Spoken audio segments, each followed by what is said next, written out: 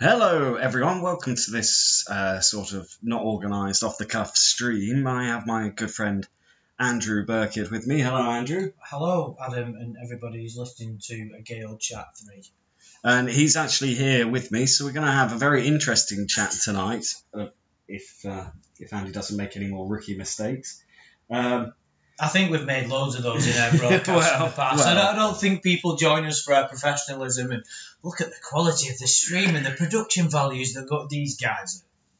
Well, I think they join for the quality, but but not the production value. No. So we have a lot to talk about, and Do we? yeah, I mentioned in the last stream I was only going to do a couple more streams. Hey Terry, I was only going to do a couple more streams talking about TCAP related things, and I've still not had a chance to do a stream with Clobbering Time yet, who I'm really hoping to do one with. So this might not be my finale, but more or less this is going to be my penultimate, maybe even ultimate, or maybe semi-penultimate, if that's a thing, stream.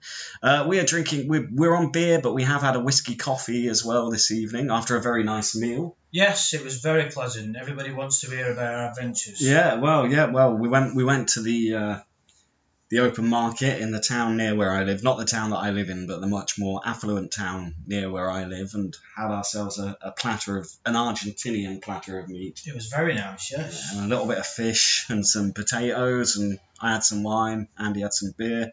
Very, very cultural. It was. Yeah. I thought we'd discuss, various completely unsophisticated things. We were having a very sophisticated meal, sat there, you just sipping your wine, tasting it, nose in the air. Exactly. Taking a little bite of steak and then sipping some lovely red wine. But now the time for elegance is over, because we are going to be talking about Cod's favourite son. Well, yeah, we've been discussing it a little bit lately. A lot. We've over the last few weeks, we didn't really do any TCAP stuff, and my videos dried out a lot. But we've sort of fell down the lawn rabbit hole again. We decided to do the video with Bay Sherman, didn't we? Yeah. Well, we have done mostly TCAP stuff, but because of now, and we kind of agreed before the stream, we're not going to mention the channel for a couple of reasons. One, because we don't want anyone going over there, and we know might be some people that report or flag channels, and we've not even mentioned that there's new material out there. Yeah, well, now we have. There is some new material out there. Now, we don't want people going and flagging the channel. We also are not sure morally whether drawing more attention to it is correct or not. However, that's something we're going to come to later in this evening's round. I mean, we're not making any judgments, because we have a little bits, and some of it is purely for well, some of it we need to discuss just purely for the entertainment value, because there's no denying that it's some very entertaining new material. Yeah, well, now, we're talking about it. Might as well say, for anybody that's not aware, most people have followed the lawn saga, but you just want to say what's been going on. Well, let's what we think's been going on. What we don't think. Really know, do we? And of course, this is speculation from what we've gained from this new material. But Lorne is now being once again catfished, as always, and he believes now again. I'd like to clarify, this is the story we've pieced together ourselves. We're not sure if this is the correct order of events or correct events of what has happened, but he believes he is now dating Casey Moreau. Sorry, I probably shouldn't have said her whole name. I guess it doesn't matter. You can Google doesn't matter, does it? Who was one of the decoys? The decoy that fooled Lorne in the house. Yeah. So she was Kayla. Yeah, she was Kayla. Lorne believes he is now dating Kayla. Well, I think from what we can gather, it's come to an end, hasn't it? Well, I don't know, to be honest. I think, but the new material we've got is a very well-respected member of the community acting as Casey's father, Paul. And there's snippets of many conversations. They've kind of been cut off, so we're not sure exactly how these conversations have totally panned out. But snippets of very interesting conversations which have given us kind of glimpses of things that we've kind of had to take and make our own story from. And what I personally believe is the story that's been woven is that Paul the father, it sounds so ridiculous saying it out loud. He bought Casey, because I think he is meant to be gay. So he bought her at some point, and then and that he found out that when she was working for TCAP, she was in some kind of sex cult and was physically branded by them. Now, this is just, I could be completely misinterpreting things here. This is just what I find. And she is now a sex and drug addict, but recovering and quite often spending time in a place like for sex addicts to get over their addiction. And Paul, the father, has offered Lorne has offered him a job position with a large salary. Which all sounds a bit too good to be true. So that's the story that I think. Now, the calls themselves have had some fantastic bits in them, well, at least one bit. Yeah, we don't want to go into like specific bits or anything because I don't know. We don't want to get people into bother because I don't know whether they're allowed to. Is it allowed to? I don't know because we don't really. We're not involved. The videos are up there. We're allowed to comment on them. Yeah, I suppose. But the point is, there's a couple of parts in it. That there's one bit that's just probably in my top favourite Lorne moments ever. Well, me too. It's the description of this very stream. Oh, because they have this. Oh, I don't even want to spoil it for people. Yeah, we don't.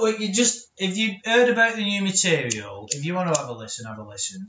We'll get into what we think about it later, but there is one part that's just like one of it's just classic Lorne, but one of the best ones. But it's a part you have to listen carefully to hear because it might just pass people by. It's a little bit like when you have a band who were really good. And they do like 5 or 6 albums that are fantastic and they just can't write decent music anymore. And then it goes like 5 years and then all of a sudden they bring out a classic song that's like one of the best. Do you know what I mean? This is what it's like.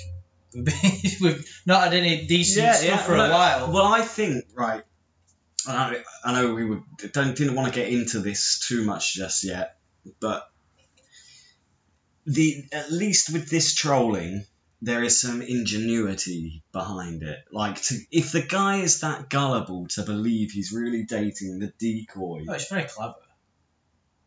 Is it clever? I just think... Well, I think it is clever. It's ballsy more than it's clever. Yeah, it's ballsy and it's clever. But it does take, it's pretty clever and it's funny. There's a sense of humour behind it. But it's not... I wouldn't say you need to be the world's smartest man to fool Lorne. No, not at all. But I think now it's like, let's see how many lies we can feed him. How far can we go? I think that's the idea. How ridiculous can we get a story that he'll actually believe? But surely there's more of an objective within that than there is of just spending time. There's no objective. What's the point other than that's okay? Well, it's like that when they called the Ramona Project. Well, what does a project need to have? Well, it needs to have objective. It needs to have a specific objective and a goal about what something is going to achieve. What was the goal at that particular incident? There wasn't one. Well, I mean, if the goal was to have a laugh at mission accomplished. Mission accomplished. It was fucking. We can't deny it, can we? You'd have to be a liar. I mean, the other part that we haven't really talked about is that we know there must be calls going on between him and who he believes to be this Casey person. But we're not privy to those calls, so...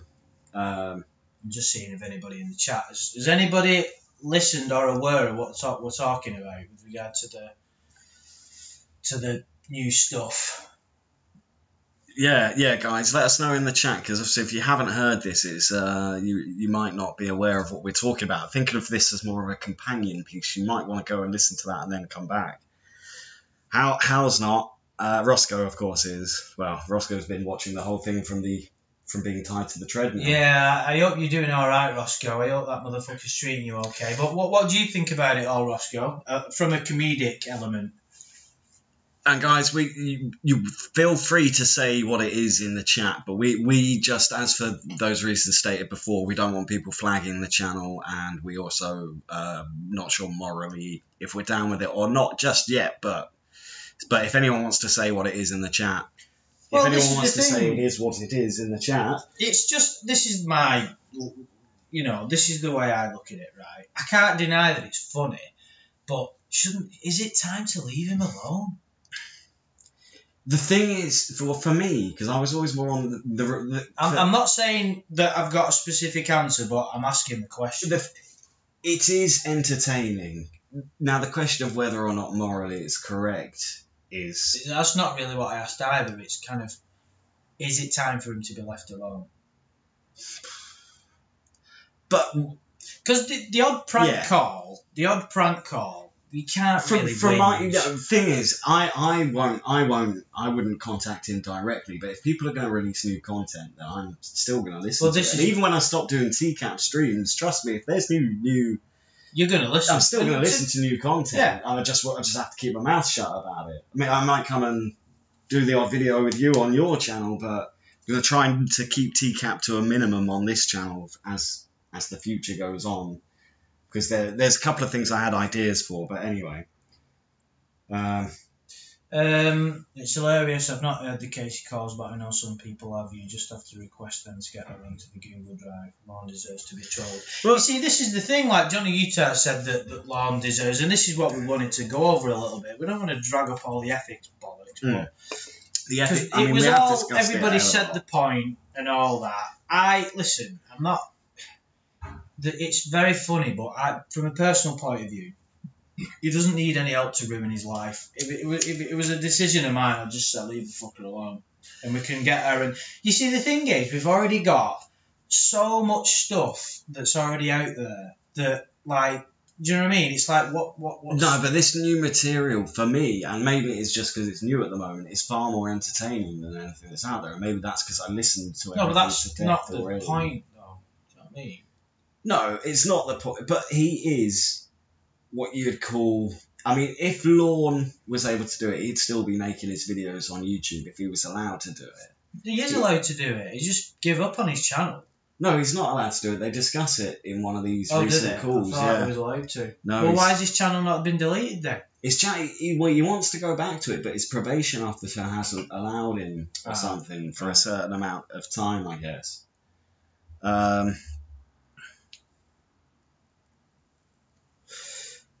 But he is like a lolcow. Like, I'm not saying it's okay to troll him, but if people are going to troll him, then why not enjoy it? It's a bit like my meat dilemma, really. It's like, I don't agree.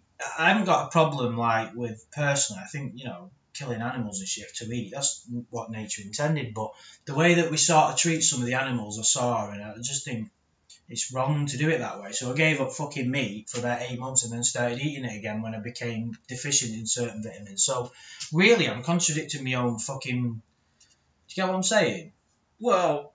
So it's the same thing. It's like the lawn calls. I don't think that they should be there, but I find them fucking hilarious. So am I not allowed to find them funny? Well, that's partially the reason that I feel that I want to give up commentating on them. Well, that's what I mean. That's why I won't do... I mean... We're discussing it now, but I won't do any videos on my channel about any of the new stuff. But I'm still going to listen to them if they're there. Well, that's the thing, really. I shouldn't listen to them either, should I? Because I don't agree with... Because I'd never do videos about it, because if I could go back, I'd have never made a video about that Ramona thing, because I didn't really agree with it. At the beginning, it seemed to be quite... there was no harm in it. She was trying to teach him to do the right things and think a certain way. trying to steer him on the right path, and we were getting great entertainment out of it. So everybody was a winner. He wasn't doing any harm, and then it got to the point where it was just fucking, let's try and destroy this guy mentally. But at the same time, if you're doing it in the name of entertainment, so you can destroy somebody mentally. No, I'm playing devil's advocate here, so just hear me out. If you're doing it in the name of entertainment, Lorne is much more entertaining when he's angry. But that's not the point, though. No, but for the people who are doing this, I'm sure it is. Like, why else would you want to do it? You don't want to sit and have a lovely conversation with him, do you? Oh, no. Look, it's for entertainment value. I'm not knocking how fucking entertaining it is. It's just, I don't know, just from a personal point of view, it's like, just fucking... The thing is, pranking him and making fun of him when he's that stupid to sort of put up with it, you can't really... As long as you're not having a go at him in anger, then there isn't really, you wouldn't wish him any harm. But it gets to the point where he's getting trolled that much, I seriously think he might blow his brains out. And I think if that happened, it'd be... do you understand what I'm getting at? The collateral damage is something that we were concerned about originally. That's what I'm saying. Because it's like pranking him and ringing him and making, prank phone calls and all that. But we're talking about interfering with his life on a day-to-day, hour-to-hour basis, where it changes the path of his life in a significant way. Even when I did my videos, I used to think, oh, fucking hell, I don't know what I'm doing my thing here. But ultimately, that's just a video. We're talking about ringing him up every fucking... being there in his life to steer it a certain way, getting him to go to Chicago, getting him to do that, getting him to say that. When did he go to Chicago? Wasn't it one of the calls where they said, oh, why don't you drive somewhere or something? Oh, I didn't know about that. That's what I heard. But then at the same time, do you not like the fact that it's so far-fetched, this story, if it is what we've ascertained from it, that it's such a... Like, he believes he's really now dating the decoy from the Sting house, and she's been waiting years to get in touch with him. Then...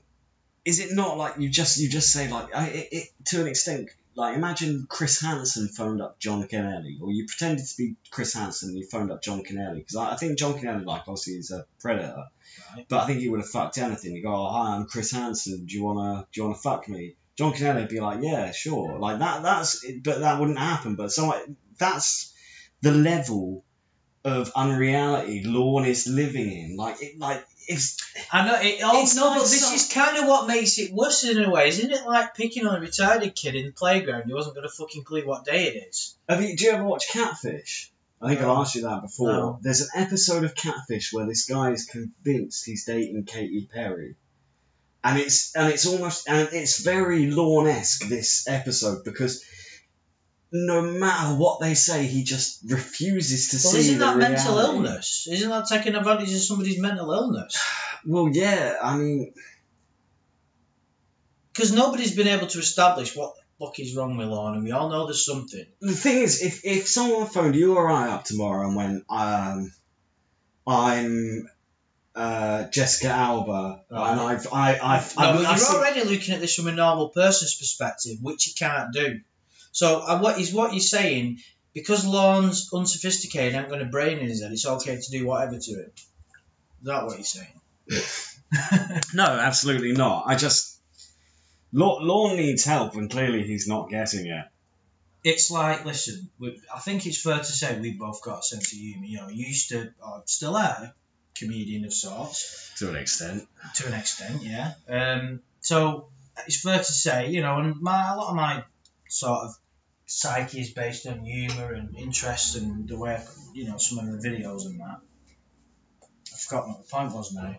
But the point is, we appreciate humour, don't we? Yeah. So you can't really... We cannot argue with that point. Well, what I'm personally saying is, putting the humour aside, is that what is it like worth doing just to torment a mentally ill guy who tried to sleep with a 13-year-old? Is it tormenting though? Well, I don't know. That's what I'm asking. Well, there's two ways of looking at it. From one perspective, everything that is happening to him, and it's true, is his own fault. He's got an ability to make other decisions, and he always makes the wrong one. And he always will make the wrong one, and that's what people are taking advantage of. Do you get what I'm saying? Yeah.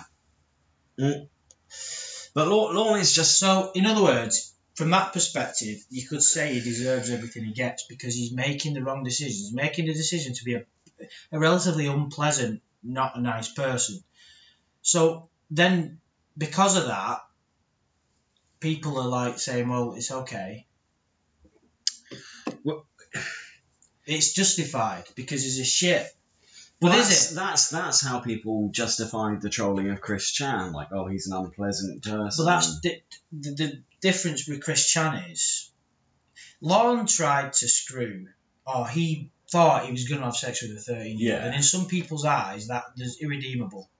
And from one perspective, they're right, because the shit that he said in there is terrible. It's not the worst out of them all, but he's an ill. He's a not his well. chat log. He's not always well. wanting to marry her and chivalry. It's not the marrying; it's the sexual element. Yeah, it's disturbing. he wanted to do a lot of experimenting. Yeah, that's the most you could ascertain from that there's mental illness there. That's not the behaviour of anything close to normal on no level at all. But why? There's deep trauma there. There's deep trauma. If he's been to prison and he's seen all these therapists and been to all these sex offender classes, then why has no one seen that this guy is? Because he's not that different. Challenged? Because there's lots of people like that. Some even more overtly ill than he is. He's not. Lon's unique, but he's not that unusual, if that makes any sense. No, yeah, it's not particularly unique at all. There's probably millions of Lawns out there exactly. who just don't know so that's about why it. It's just he got on TV. But there is one different element to Lorne, and that's like his refusal to take responsibility for anything. And it's nothing. That situation that happened to him couldn't have happened to another human being in the universe. It's Lorne reality, Lorne syndrome. That's what makes it so fascinating. All them elements that had to happen to come to this moment now, where two drunk people in Spain are discussing him over a stream about years and years of trolling. It's fucked up. It's just that nobody else in the world, in the universe, could have got themselves in that situation. And look at all the situations, like To Catch a Predator, before that, Scamming an Old Couple, the chat log, all that, then getting caught on the show, then writing ridiculous lawsuits, then coming out, then being angry, then getting trolled again by believing a fake person was his girlfriend, then believing the actress. That it goes on. Well, it goes on. It's just, it is, in my opinion, it's one of the greatest story points of like the last 100 years. If you could look at this story and it encompasses everything: entertainment, mainstream media, the internet, sexual abuse, all the best things in the story.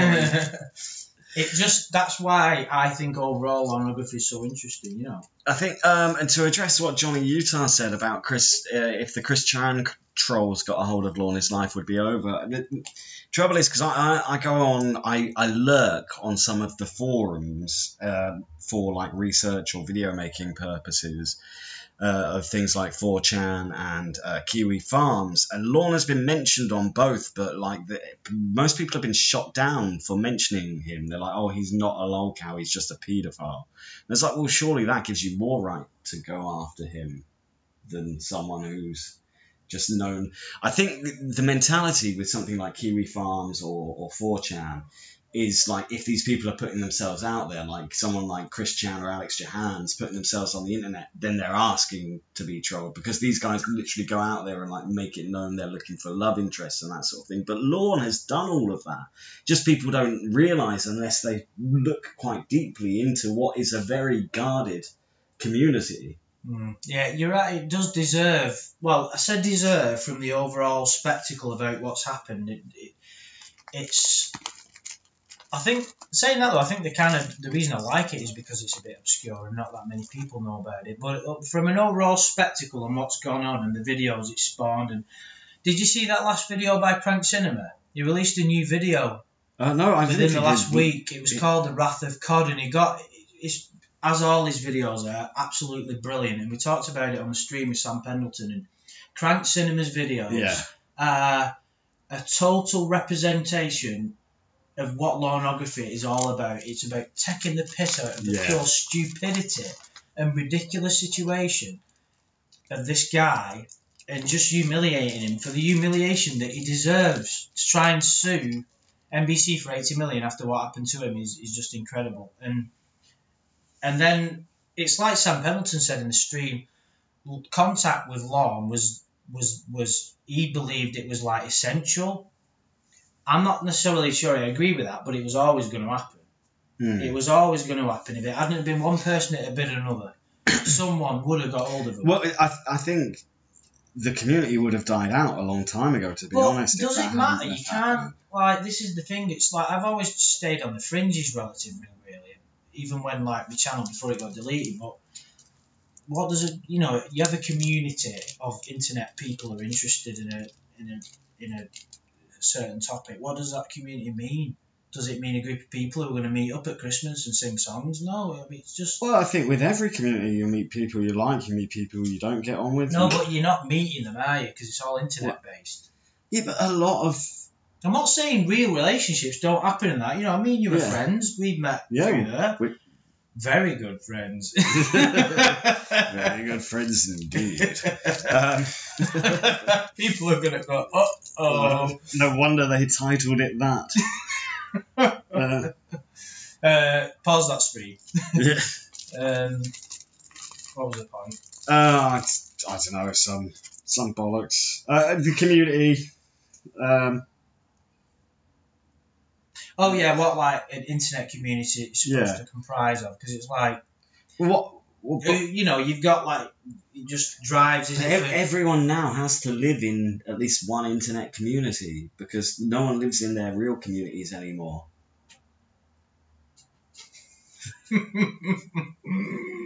No one lives in like the real, like, you know, especially like here in Spain it's a bit different. But when I lived in London, you don't even say hello to your next door neighbour.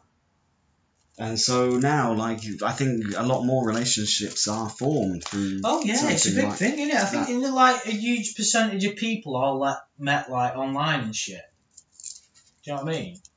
It's like most people, the community is responsible for Lorne's delusion. He must think that he's God's gift to mankind. Why wouldn't all women want him in his mind? I mean, someone made a comment once. I think it was one of the first times I commented on the Ramona situation.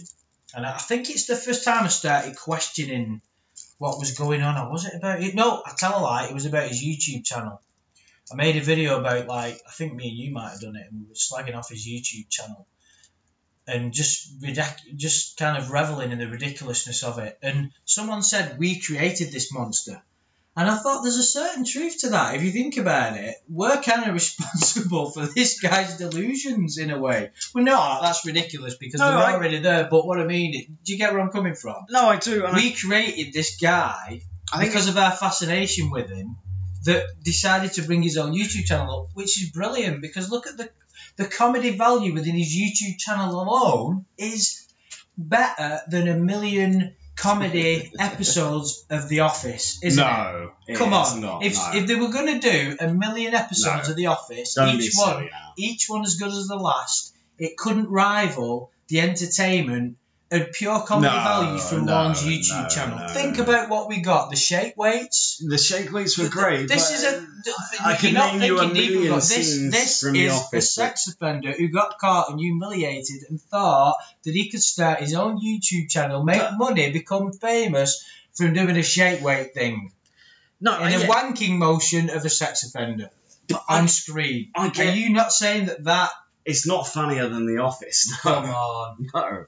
It's fucking funny. It's hilarious, but it's not funnier than the best comedy series ever made. You're starting to take it a bit personally now because I'm, you know, as we say this, guys. David Brent is looking at us while we're having this conversation. There's a picture to our right of David Brent lying down in a dressing gown in a sexually provocative way with a guitar, and he's got one of his quotes. Well, those of you who are familiar with David Brent will know it's the promotional poster for the Life on the Road movie. But Johnny's made a good point. The Office is fake, Lorne is real, and The Office. Well, that makes it funnier. Yeah, no, it does. The fact that it's real. That's what I mean. If you've seen it. Did we not watch it together? My New Best Friend. I don't think we did watch it together, but we love it, don't we? Yeah, and that series is like where reality meets Sacha Baron comedy. Cohen. Yeah.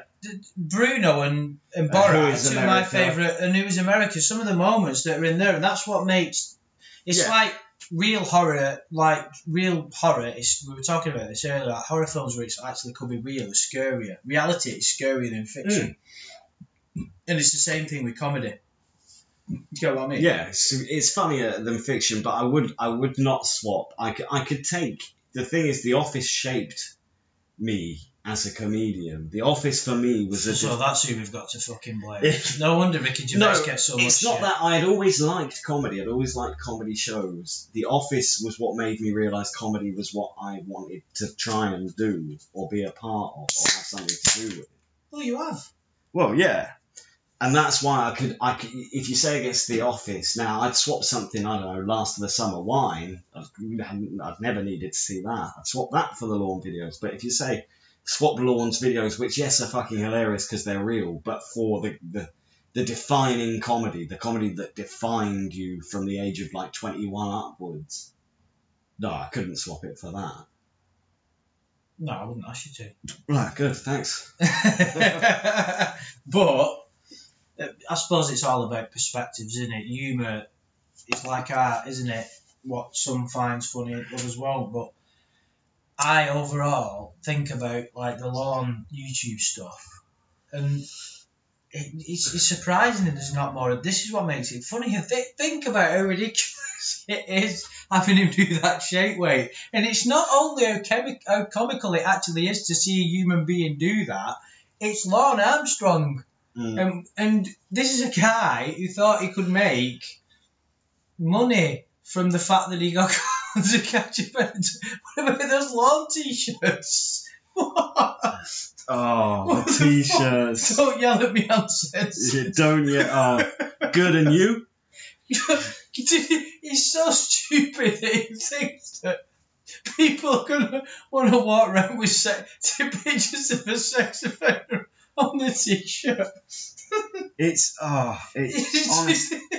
Oh no! This reminds me of the new material. Imagine getting a Gary Glitter t-shirt and walking around with a picture of his face on. What, a picture of Gary Glitter with the slogan "Do you want to be in my gang?" Yeah. Question mark. Why are fucking stupid people that big? Can you imagine? Oh my god! But that's what he thinks that he's gonna like make a brand out of it. Can you imagine all kids at skate park with all the t-shirts? A picture of Lorne. Oh, Jesus. all rattling out his catchphrase. Cord! Yeah. Hey, you got a good one there, Brett. Cord! Cord! That kickflip was so cord! May cord be with you, boys! But that was, like, Lorne's sense of delusion reminds me of when in the new calls, and he's talking to what he thinks is his girlfriend's father. He goes like, I'm gonna tell the feds on you because I'm connected with them. And he's like, yeah, because you're a federal sex offender. You don't work for them.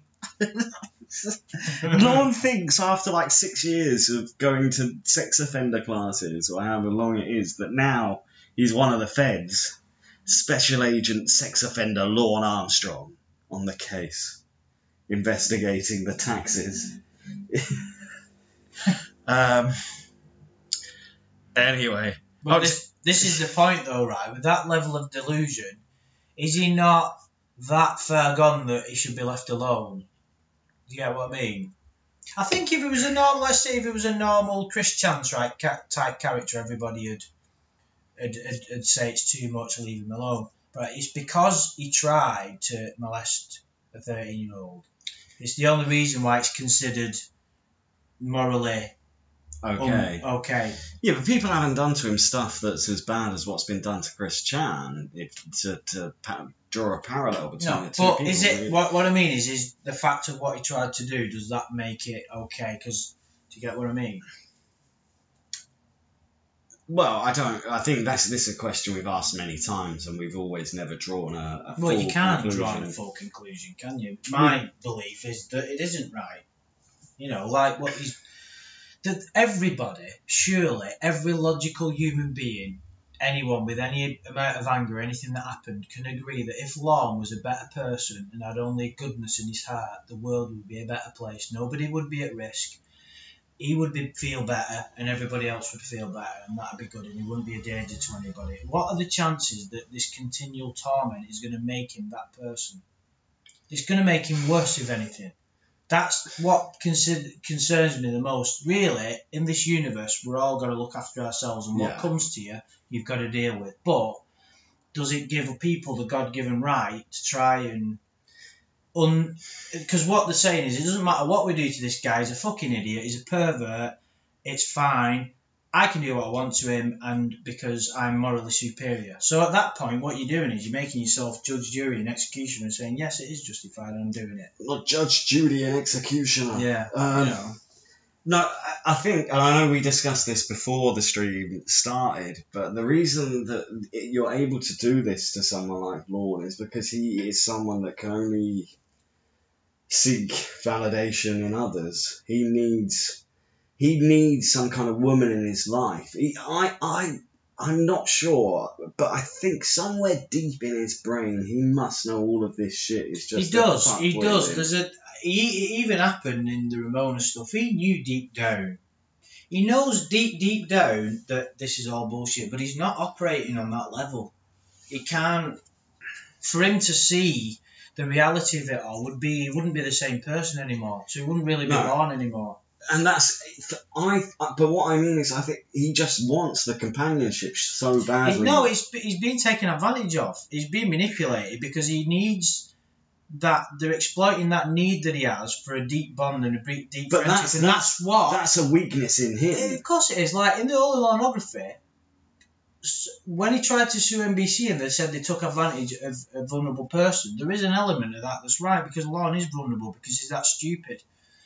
But he took it from the wrong angle, because what he didn't understand and never understood is that he doesn't understand that he's not well. This is the thing with Lorne. He doesn't get that he's mentally ill to a certain degree, because anybody that comes out with what he did, so he can't. His sense of pride and self-worth. When we spoke to Sam said he thought that he felt he was worthless. Yeah, and that's where this lack of respect. It's totally true. It is right what he said. But he does very simple things as well, like a lot of projection onto people. Like he'll just call people the same name they've just called him directly back. It's very childish. I suppose that adds more weight to the fact that he is quite likely that he is mentally challenged in some way. But if he wasn't constantly seeking validation from someone else, Lorne is someone... But why is that a bad thing? Why should he be condemned for that? Because that's the deeper human need. We're born separate from the whole. But it's where he's seeking it. It's where he's seeking it. This is what you're seeking in life. What you're seeking is... You're seeking to get back to the whole, which you're not, because you're a human. You're separate from the rest of the universe. Okay, but he would rather cling on to the fantasy of an attractive woman than go for the reality of a normal woman. And he does make the wrong decisions. And if you want to count someone as good or bad, I don't believe it's as clear-cut as that. A person's either good or the bad. Things are not black and white. But if you're going to categorise, if you have to categorise people into a good or bad, Lorne falls into the bad category. Because he makes the decision that has the benefit for him and the sod everybody else. And he'll make that decision every time. Yeah. If there is an opportunity for financial gain, a female... He's a very selfish, narcissistic type of person. Yeah, but that is naturally a trait of somebody who's very young. You naturally, as a child, are narcissistic. And that carries on to when you're a child. Because you think the universe revolves around you because your ego forms, and your ego is all me. That's what the ego is. Before you've got an opportunity to understand what the ego is. So at that point, a child, that's the way they operate. It's not that they're evil. It's just that's the way they are. And that's where Lorne is stuck. What they should have done when he was born was throw him out into the wild and see if he came back. And then he wouldn't have this sense of entitlement. You mean if we make some kind of time vessel, go back in time? Go back to when was he born? He's 10 years older than me, isn't he? So 1970. Go go back to 1970 in a DeLorean and steal baby Lorne. What the fuck are we on about? So hang on a minute. We've got in a DeLorean. We've travelled back in time to the 70s. Yeah. We're going to abduct a child. We're going to dress up in hazmat suits and go to. We're going to abduct a child who's a sex offender. Well, he won't be at the time, will he? No, but then we're just going to drive him out to the woods. Right. So we're abducting a child, dropping him in the woods. And if he comes back, I bet you he won't be a sex offender. So your and point if he stays in the woods. Right, so your point is it's not his fault, is it? Because he's been corrupted by... By what? Because, no, I was making a kind of a very profound statement about, it was a little bit convoluted, but about how he had gained a sense of entitlement from being born. Heisenberg White's in the chat. Hey, Dan, how you doing? Should we get him on? We could. If Dan is available, we could bring him in. It would be very nice. I'm sure Dan is up to date on the new calls. He'll have some views about what we're saying, and he's a good guy. We're gonna try and ring you, Dan. Are you available, pal? You'll have to let us know in the chat. I've forgotten what Dan's name on Skype is. Isn't it? Well, don't say it out loud. No, isn't it Heisenberg White as he appears? No, it's not. He's changed it. I spoke to him recently. So yeah. Sorry, this is a little bit of a stumble here during the chat, guys. Do bear with us. Why have I got everyone? Dan, if you're listening, do you want to ring Adam on Skype if you want to join in? I've just updated. I've got him. That's you as well, though. I just want Dan. Oh, I've got his name. Lee's in the chat, and he said his PlayStation network ran out. Oh. Yeah, hi Lee, by the way. Sorry for the loud Skype noise, guys. Bear with us. Take the volume down. Yeah. I think Dan might be trying to call me.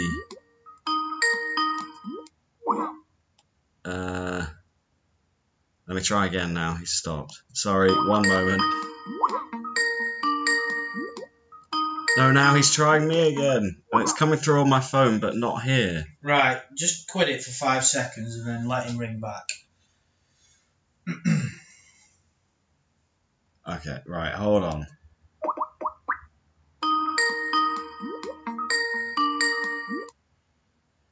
Hello, Dan. See what I mean about our professionalism? It doesn't exist, does it? Hello. Wait, hold on. You've got your speaker turned down, you fool. Yeah. Oh, now he's gone. And I think that was my speaker. I don't think it No, was. no, it wasn't. Okay, Dan is going to call me, but for some reason I've just updated Skype today. Sorry, guys. We've got the most people watching here now when we're having technical... just hold up, guys. We're trying to get somebody else in on the... Right, here we go. This should work, I hope. Hello, Dan. Spaghetti, have you not got it on? No, I can hear him, I think. Hello? Hello? Right, hey, our system sounds is really low. Now, hello, Dan. Hey, what's going on? No, we can't hear him, turn you.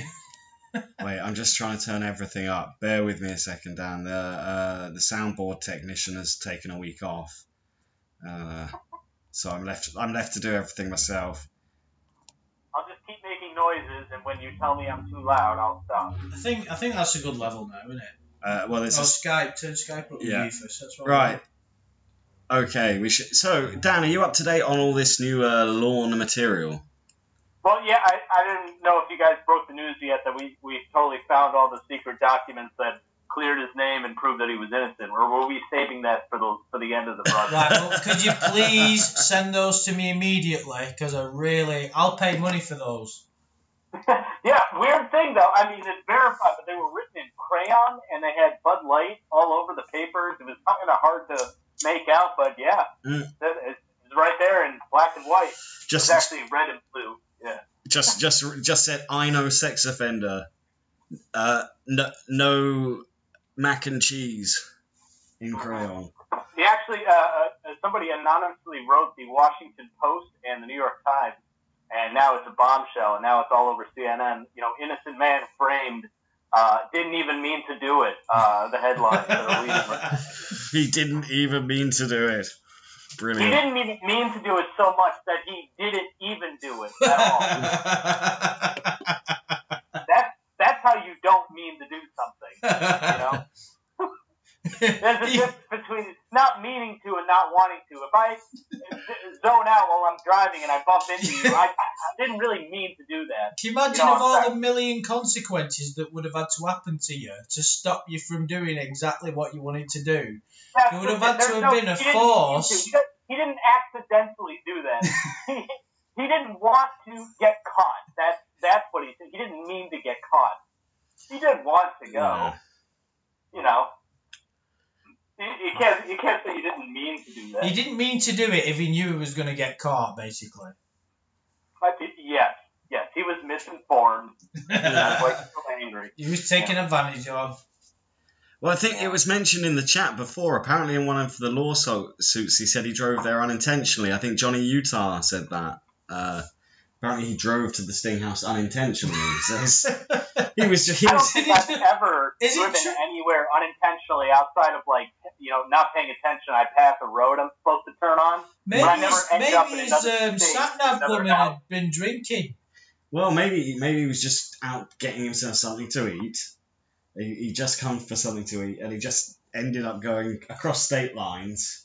Just happened to walk through the door, and there was Casey Moreau. It just happened to be at the time. He wasn't wearing his glasses. Everything was blurry. He thought he was pulling into his favorite bar tavern that he likes to hang out, and was greeting the bartender there that meets him every night. Hey, girl. He got it all screwed up. Hey, girl. He never even says that in the chat, does he? That's what makes that line so good. Yeah, but I think that was Lorne trying to show he's down with the kids when he turned up. He was like, "Hey, girl." Yeah, you're right. He was like the character they brought into The Simpsons, the little with the dog with the baseball Hey, cap. I'm moving into an apartment with 3 sexy ladies. Oh, well, good luck, Roy. Yeah, hi, Roy. Could you imagine going to a first date that you've met through the internet, and the first thing you want to do is make a good impression physically? The first words out of your mouth, I'm going to bet we're not going to be, hey girl, unless I have to bring myself to some sort of cowboy. I don't think hey girl is an expression that has ever passed my lips. Do you know what the problem is now? We're all going to be saying it next time we meet a girl. Yeah. Even if it's, even if it's Lorne's mum. Well, we can't talk about Lorne's mum, that'll make him go mental. Wow. The next time you're having a barbecue out back and you go into your friend's backyard and he's got a bunch of hot dogs and burgers cooking, you go, hey, grill. Nice. So, Dan, are you aware of the fact that Lorne now thinks he's dating his decoy from To Catch a Predator? Yes. What do you make of that? I've talked to a couple of select individuals in this community about it, and they seem to be under the impression that this is some sort of surprising realization that, wow, we can get Lorne to believe this. Whereas all the time I knew, of course, it wouldn't. It takes such a minimal effort to fool this man. He has no right to, by this point, after being bamboozled so many times, over and over and over and over again, why does he keep falling for this? It's frustrating, but at the same time, it's not a surprise. If you told me that after he finds out all this shit again, if somebody called him up and said, in the same voice, so the last person that talked to him said, hey, I'm Chris Hansen, and I got a sex change, and now I'm Chris Hansen.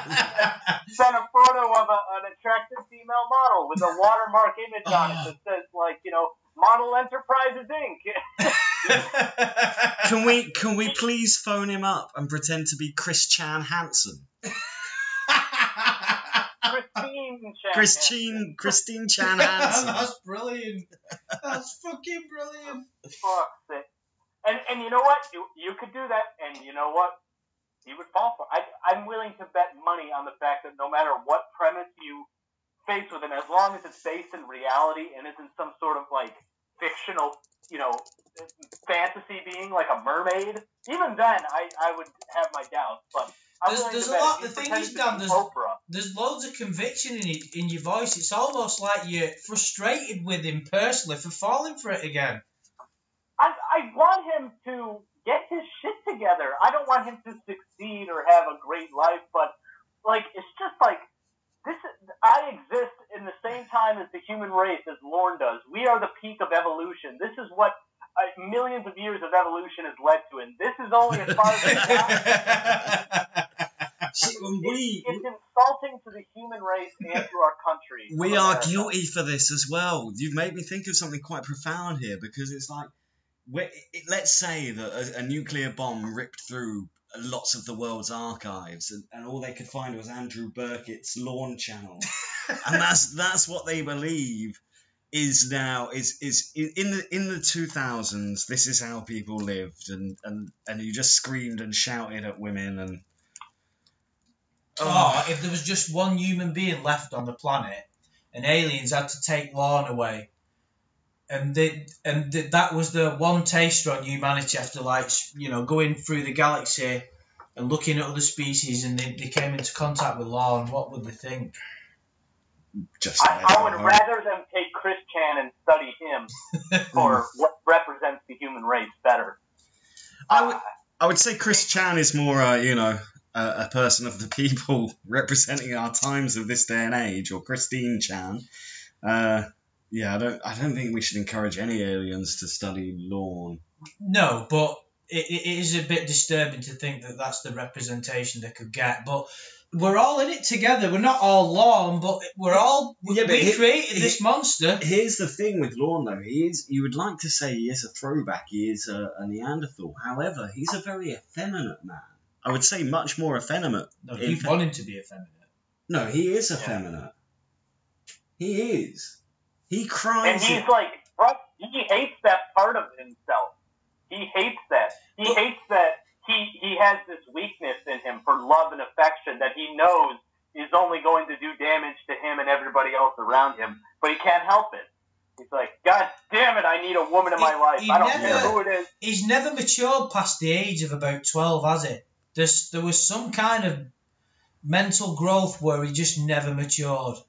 Imagine if when you were 12, someone said, hey, you're 12 years old, here's a license that'll get you alcohol, and go on, enjoy the rest of the world. It's all yours, go ahead. What kind of decisions would you make? What kind of responsibilities would anybody trust you to have? Do you not think Lorne was mollycoddled by his mother, though? I think that's why he's so effeminate. I think there's two very convincing camps of thought here, and either he was overly attended to as a child, or he was neglected by his family, which was. I think it's both, isn't it? It's both happened. That's made him what he is. In that classic movie of all time, Con Air, there's a line, isn't there, where they say, "Oh, make whatever conclusion you want. Loved too much or too little by his mother," and I think that's something you could put very much towards Lorne. But I would, make whatever argument in case you want. It may even be based in factual reality, but if you are telling me that all of Lorne's faults are the result of his mother, you are incorrect. Many of his faults, the problem is Lorne does know the difference between right and wrong. He knows when he should do something and when he's been caught in a lie. He knows, 100%. He knows right from wrong. Yeah. And that is what his mother taught him, as all mothers do. What he's figured out is, if I just cry enough, or drink enough, or yell enough, eventually I don't have to face any consequences. So he's still stuck as that toddler, isn't he? Yeah.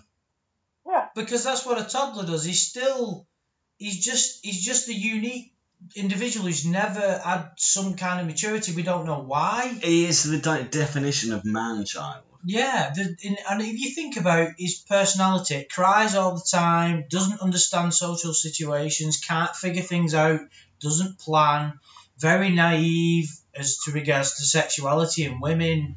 But I think to an extent it's further afield than even just being like someone who's not matured properly. It's there's this sort of sense of this delusion of grandeur, which is something to behold. And if we didn't have this trolling, we wouldn't know he had this.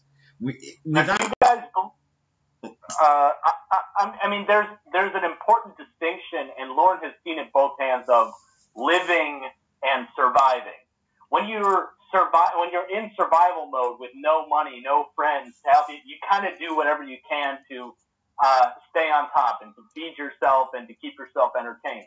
When he was successful and he had a business and was with his family and still on good terms with a lot of his family, I don't know if he would be as tempted as he was to engage in the chat online. However, when you take all of that away and you show his true colors, and now he has no friends, he has no family, he has nothing, he's poor, and he's delusional with these dreams of becoming a country music star, all of a sudden his behaviors and his decision-making go into survival mode where he says, like, I just got to eat, I just got to fuck, I just got to do this and that just to keep my sanity.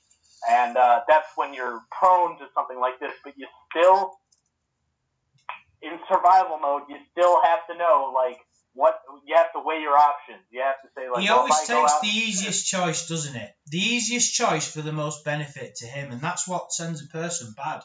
He is a very worst choice. He's a very entitled human being. He's someone that thinks, like, he does seem to have, and of course we don't know. He thinks the world owes him something. Yes, he's got a big chip on his shoulder, as if the world owes him something, and that kind of comes out in how he talks towards women, as if he respects them, but if I mean, he's very verbally abusive. Whether or not he would be physically abusive, I don't think.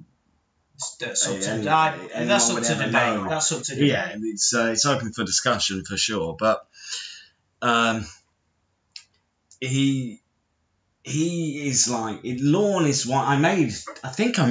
Maybe I imagined this. Maybe I had the idea for it and never made it. I'm not sure. That probably would be. That sounds like something I did. Yeah, I had an idea for a video. If all Adam's ideas had come to fruition, we'd be millionaires by now. Well, yeah, that's right, Del Boy.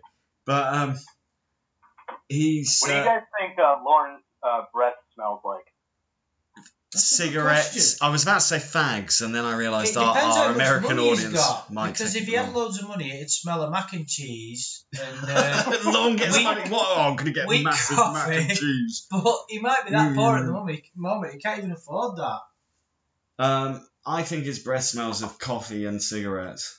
Like you don't need to brush your teeth when you're smoking menthol cigarettes. They have a little bit of a minty acid. Yeah, but does he smoke menthols? Well, he smokes whatever's the cheapest brand, which unfortunately he doesn't live where I live, which is very close to some. That's not unfortunately. Native American reservations where they can sell cigarettes untaxed, so you can get them really cheap. But yeah, I don't know what he smokes, what his brand is. Well, I think I had a science teacher. No, you didn't. Get out of here. I had a science teacher whose breath always stunk of fags and coffee, and you could always tell. Like, my parents drank coffee and smoked fags, but they always had nice-ish breath from what I remember. I mean, like, you ever see a picture of him smiling with his teeth up close? Unfortunately, I have. It's even more disturbing. Them photos came out, didn't they? Didn't someone... Where did I see them photos? Or was it on the Church of Cobb website? I would like to make a point here. I don't think bad teeth means bad breath. I have quite bad teeth, but I have nice breath. No, you don't. Well, that's a European thing. I don't know what you're talking about, Dan. Now, where are my dentures? The Europeans have bad teeth. We just have terrible, terrible health care. Obesity, egotism. Yeah. I'd like to point out I am actually an exception to the rule. Like, I hate the fact that I buy into the British stereotype of bad teeth, but... to be fair, mine are not great. Yeah. The thing with teeth is, once you have money, they can always be fixed. Yeah, but neither of us are rich. Yeah, but once I am... Oh, right. You mean when all these ideas... When all these ideas become reality. reality. You never do anything. That was what I was about to say. I made a video called Lorne Armstrong, the original incel. No, you didn't. Yes, no, maybe I didn't, but I had the idea of it. Well, he's won the argument. That's it. Give that man the $5,000. Man getting hit by football.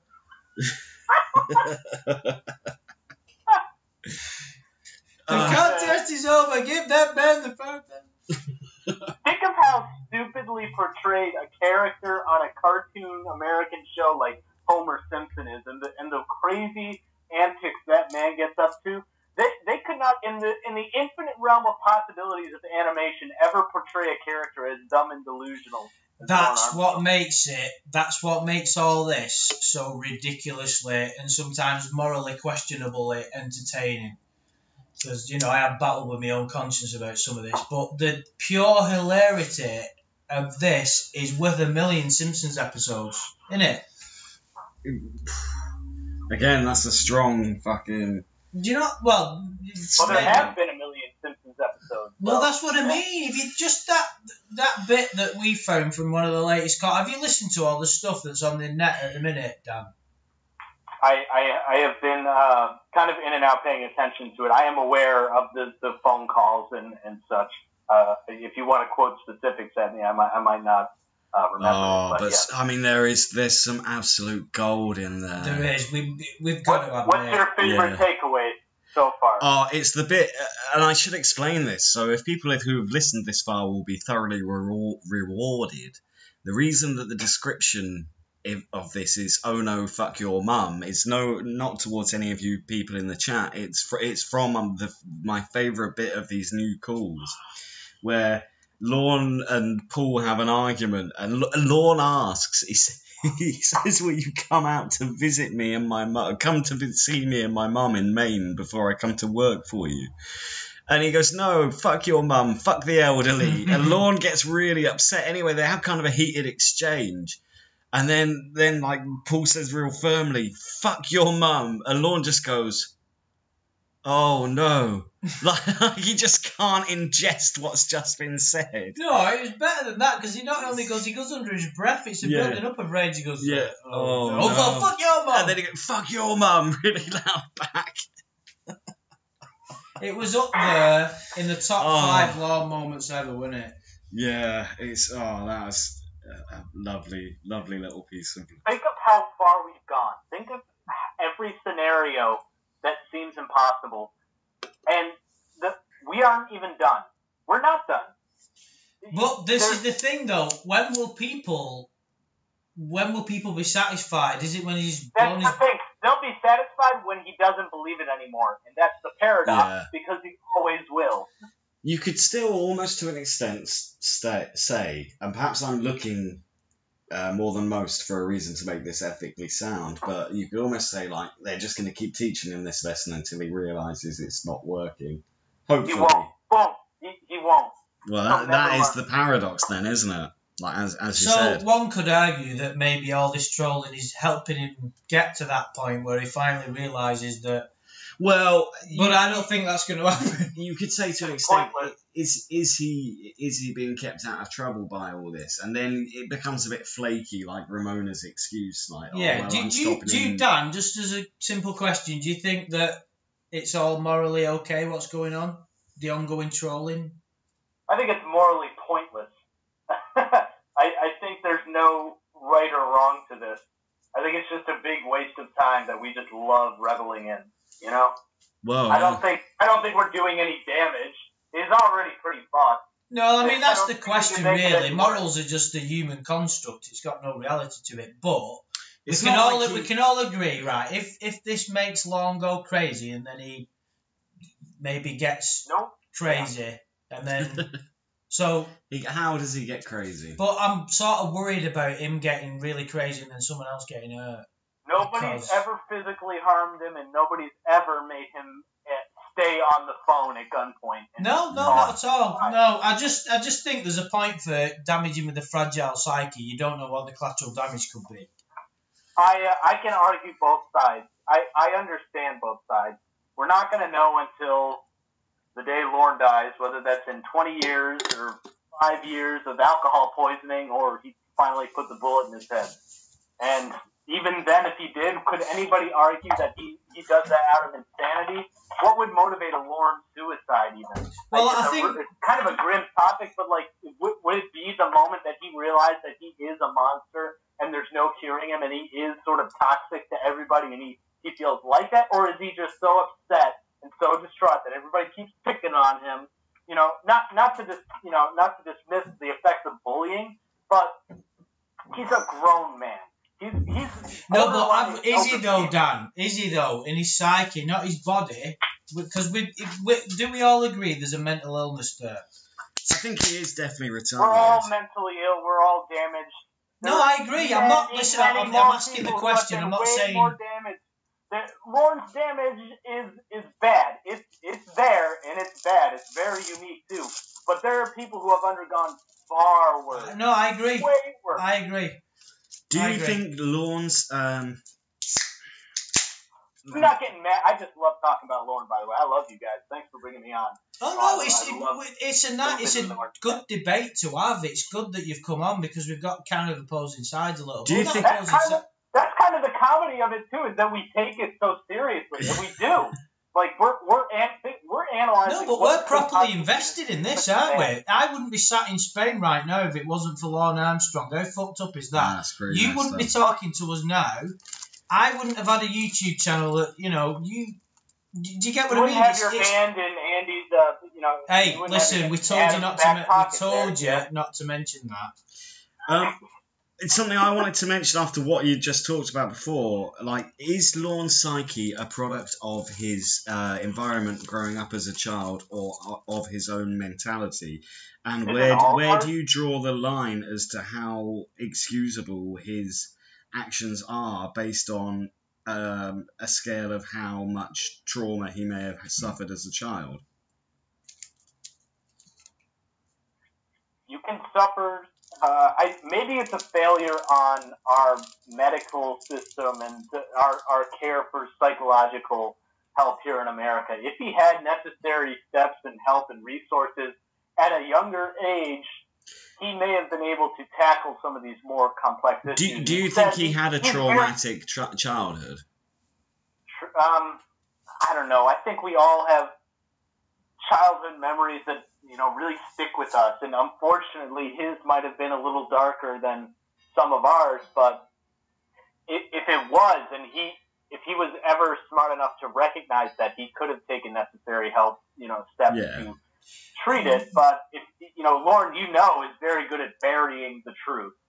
He's a man who lives in fiction. He lives in a world of fantasy, and that's sort of his escape mechanism to deal with that. But I'm more shocked at not only that, but the fact that nobody in his big family or circle of friends ever said, like, are you okay, Lorne? Like, are you struggling? Like, what's going on, man? No, but they will have done, but he doesn't. He's going to answer. He's going to say, I'm fine. And even if someone asked him that question now, he would say, I'm fine. I don't need any help. I just need these cocksuckers. I just need these cocksuckers to leave me alone. That's all he'd say. No, he wouldn't say that. At your door today, just drunk and vomiting, and like he's in rags. And you say, Andy, what the hell is going on? And Andy's like, I'm fine. Don't worry about me. Like, if you were a good enough friend, you would step up and say, like, all right, let's sober you up and let's. No, but he doesn't have any good friends, though, does he? What you said there, Andy, was incorrect. He doesn't want these people to leave him alone. He wants their attention. No, that's what I didn't say. That's what he'd mean. I said that's what he'd say. He wouldn't mean that, but what I mean is... he would try to change the subject. No, all these cocksuckers that are winding him up, it's kind of what's keeping him going at the minute. If there wasn't anything else going on in his life, I don't know what he'd do. And the point is, I'm just trying to say, should we not have given the opportunity... I'm just more confused as to why you're referring to everyone as cocksuckers now, Andy. Cocksuckers? No, that's what Lorne says. That's what he calls everybody, isn't it? Okay. No, but that's his default position, isn't it? Those cocksuckers. What's weird is that, there's an emotional argument to make, but you're right. Like, I don't think anybody's, like, holding him back physically in life. If anything, they're motivating him. They're trying to say, like, save your money so we can hang out and I can come visit you. Get a job. Get focused. Stop drinking all the time. And he still does whatever the fuck he wants anyway. I suppose a good question would be, if all us lot and all this trolling and the Ramona situation, I mean, this is hypothetical, but let's say none of it happened and he wasn't contacted and he didn't know about the Church of God, where can we theorise he would be in life now? Like, would his life take a different path? It's a ridiculous suggestion because it can't happen, but it's an interesting thing to speculate about. Well, yeah, his life. I think his life would be boring, but I think. Well, of course it would. I think he would. He would be getting. Do you think he'd have got caught on Hampson versus Predator? We could have been the reason he didn't get caught again. You know, you look familiar. Could you imagine if we were the reason that he didn't get caught on fucking Hampson? We could have deprived ourselves of the best comedy. Can you imagine if he'd got caught and gone, oh God? Well, it was Chris Hansen walked around in his door again. But that is what happened, Andy. That's what happened, Andy. No, but he didn't get caught trying to screw a kid this time, did he? They're not for a second time. Not yet, no. You were smart, and you were Chris Hansen, who does, by the way, know about our little community. Yeah, because he said it, He's didn't setting he? up this thing in Cornville, Maine. Just think of the ratings. See, up next, a man who's been caught in my net before. Can you imagine if he said that? Heartland's I Love the First was in the background in the music. Just as and next do do do do. The creepy you all know who this is. Well, I don't think we deprived him of being caught a second time. If there was like an He's alternate been reality. He's free entertainment from us for years. You know? We're the reason he has a cell phone plan, you know? It'd be like getting interviewed for a second time. I never even meant to do it. I think if the community had not got involved with Lorne, I think he would have gone through a series of being scammed by Nigerian scammers. Well, you would fucking say that. No, that's what I believe, because he would just be on the internet looking for beautiful women. And you look like Robert Hocker. Yeah.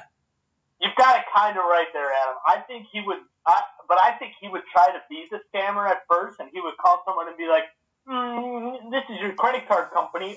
We need your credit card number." And somebody would know right away on the other end and be like, "My credit card number. What does that look like?" And he'd be like, "Oh, well, mine is," and he would just give out his. Be like, oh, you know, it'll sound like that. And honestly, I think with Lorne, I actually think some of this trolling might have kept him away from like losing money financially, because he's the sort of person that is so self-deluded. He would rather go on the internet and talk to someone that could probably barely string a sentence together. Like, I love you, Lorne, LUV, Lorne. Now, can you send me $100 through Western Union? And Lorne would just go for that over and over and over again. So maybe the trolling is financially has helped him out.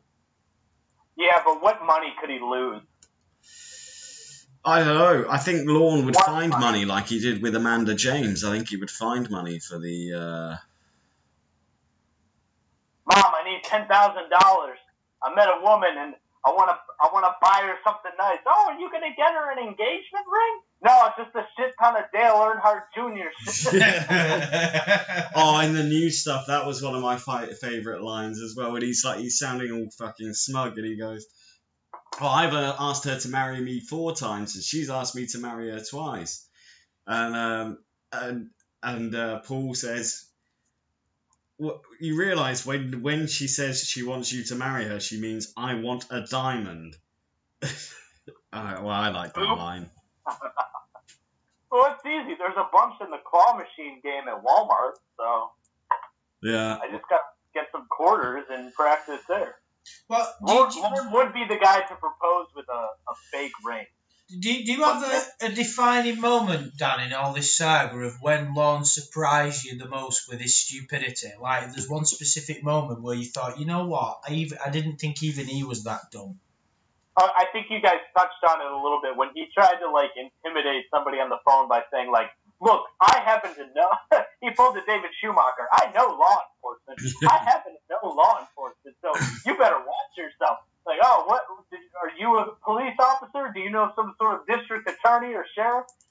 No, I'm just I'm a registered sex offender, so I've been around cops. I know the scoop. I know the skinny here. I know how this works. I know the law. I'd love to write a comic book like Special Agent Sex Offender Lorne Armstrong. Sheriff Lorne.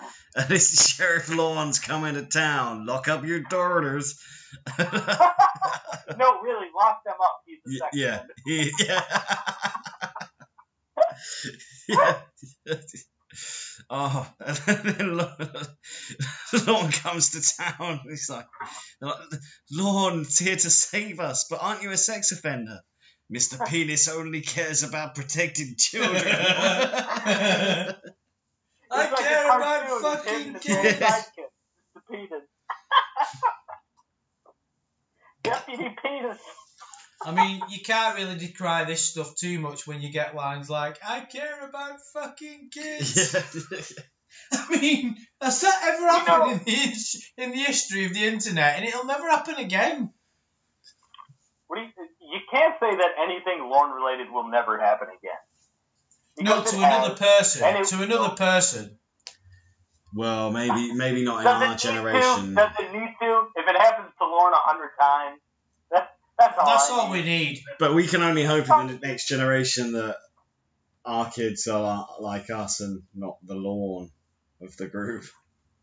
Well, I've never hung around with anybody and then he's the Lorne of the group. I don't know who you've been hanging about with, but I'm a bit worried as to why I'm here now. If you don't know you're the Lorne of the group, then you are the Lorne of the group. That's dangerous because, our future children, when you want to raise a child, you want to raise them right. And then at some point they go through sort of a rebellious phase. So I'm going to raise my child to be anything that Lorne isn't. And I'm just hoping that they don't feel like, screw you, Dad, I'm going on the internet to look for children. Because I'm a rebellious teenager. It's like when my parents told me not to smoke. You're like, fuck you, I'm going to smoke. Don't go looking for kids. Fuck you, I'm going to go looking for kids.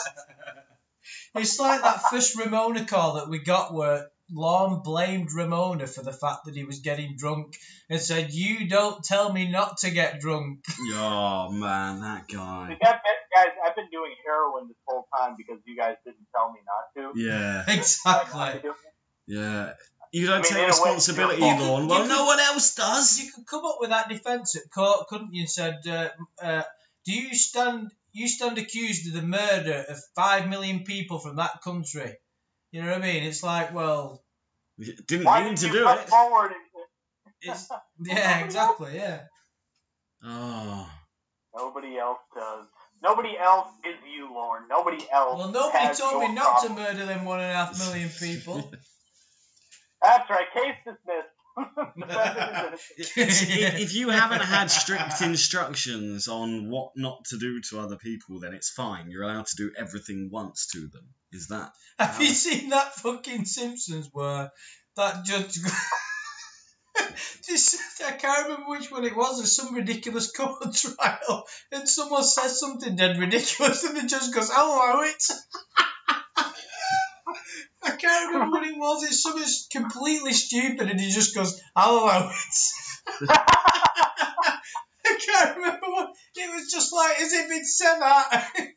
I can't even remember what episode it was. It would be funnier if you remember. I know. I'm sorry. It's just I'll stop laughing about something. A joke is a lot funnier if you remember the line before the punchline. But isn't it? You've got to figure it out for yourself. Right. Okay. That's what. And when you get the answer, that'll make it funnier.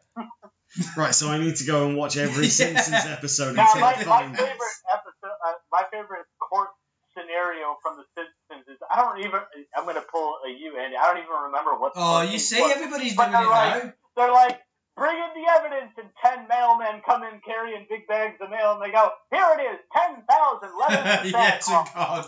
No, but that's the letters that are for Kris Kringle. It's I think you want the next courtroom over. I like the bit where Lionel Lutz goes, "Don't worry, Mr. Simpson. I saw Madlock in a bar last night. The sun wasn't on, but I got the gist of it." If you replace the word dog with son and accidentally with repeatedly. With John Judge Snyder. Judge Snyder is one of two characters in The Simpsons who have gone sort of a race reverse, depending on the episode and season you watch. Same with Smithers, who was originally black, which is kind of funny. Oh, he was. Even in the old Tracy Ullman episodes. I bet they tried deleting this because SJWs were starting whinging about it. Probably fucking after the whole Apu debacle. But there you go. Don't worry, Mr. Simpson. I've argued in front of every judge in the state, often as a lawyer. All right, 5 minutes on the clock. We got to talk about Predators, but we can't mention Laura Armstrong. Oh, fuck. Jean-Pierre Wary.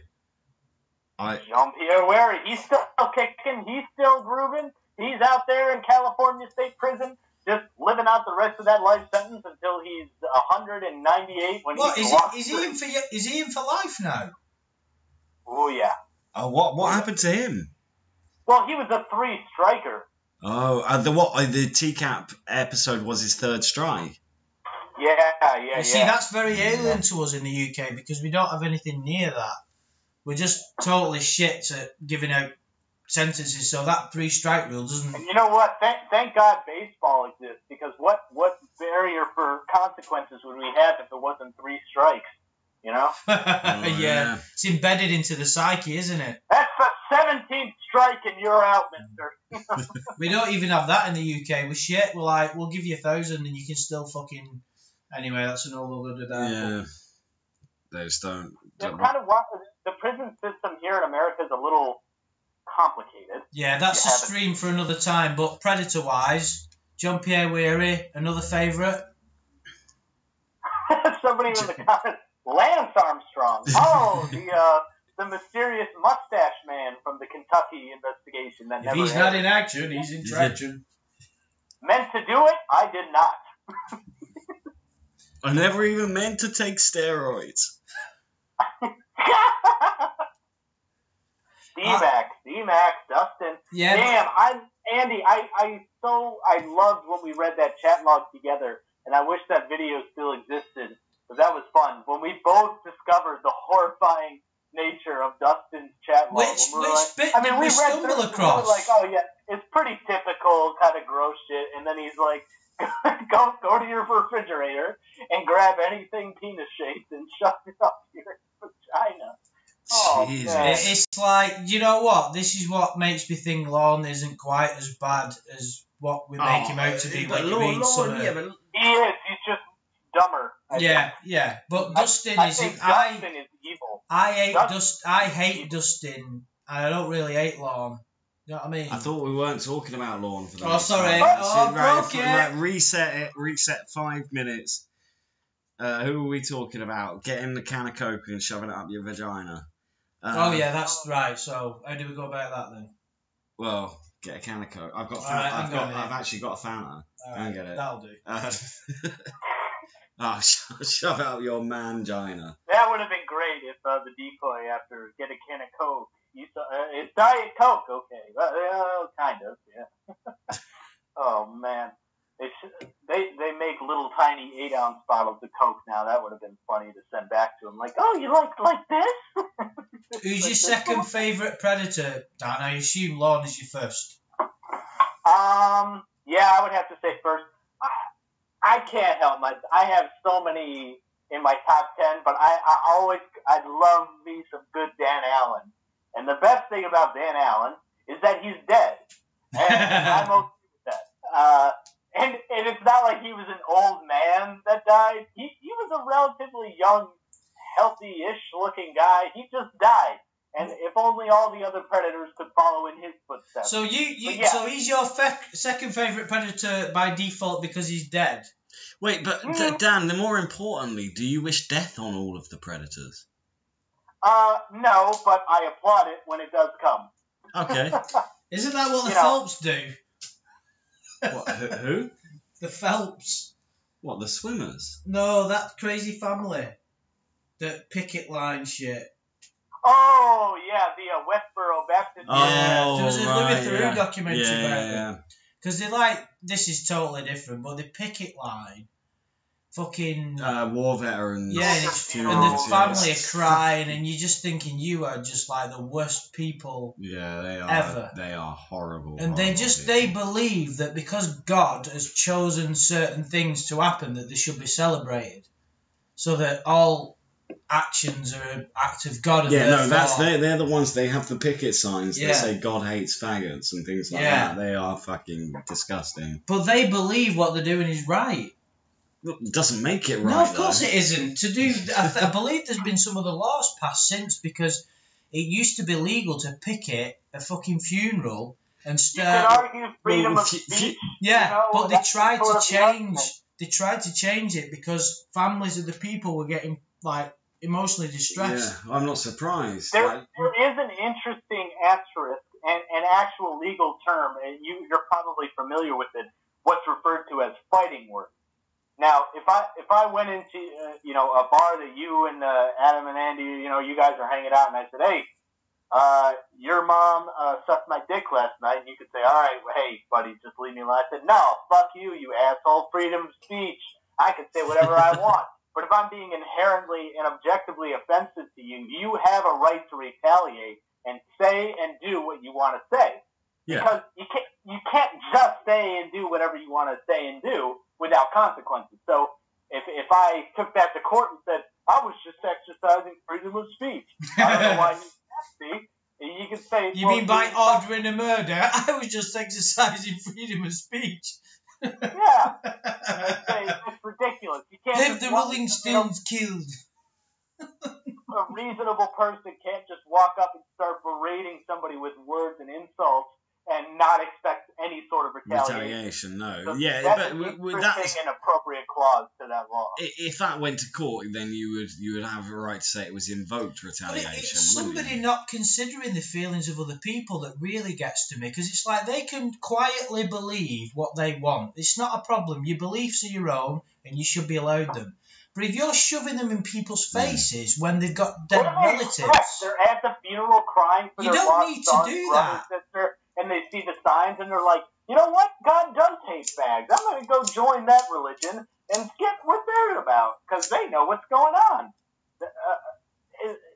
It's so stupid. It's just it's hard to believe that. Have you seen Kingsman? In fact, that's even stupider than anything God would come out with. To believe that you think that is the right thing to do? Sorry, but you've seen Kingsman, Dan.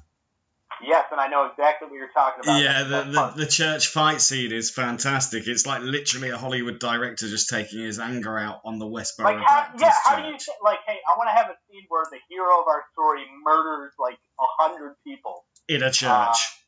In a church. Like, how the hell are you going to do that? Well, it's the Westboro Baptist Church. Yeah. Okay, go ahead. Let's do it. Behind that.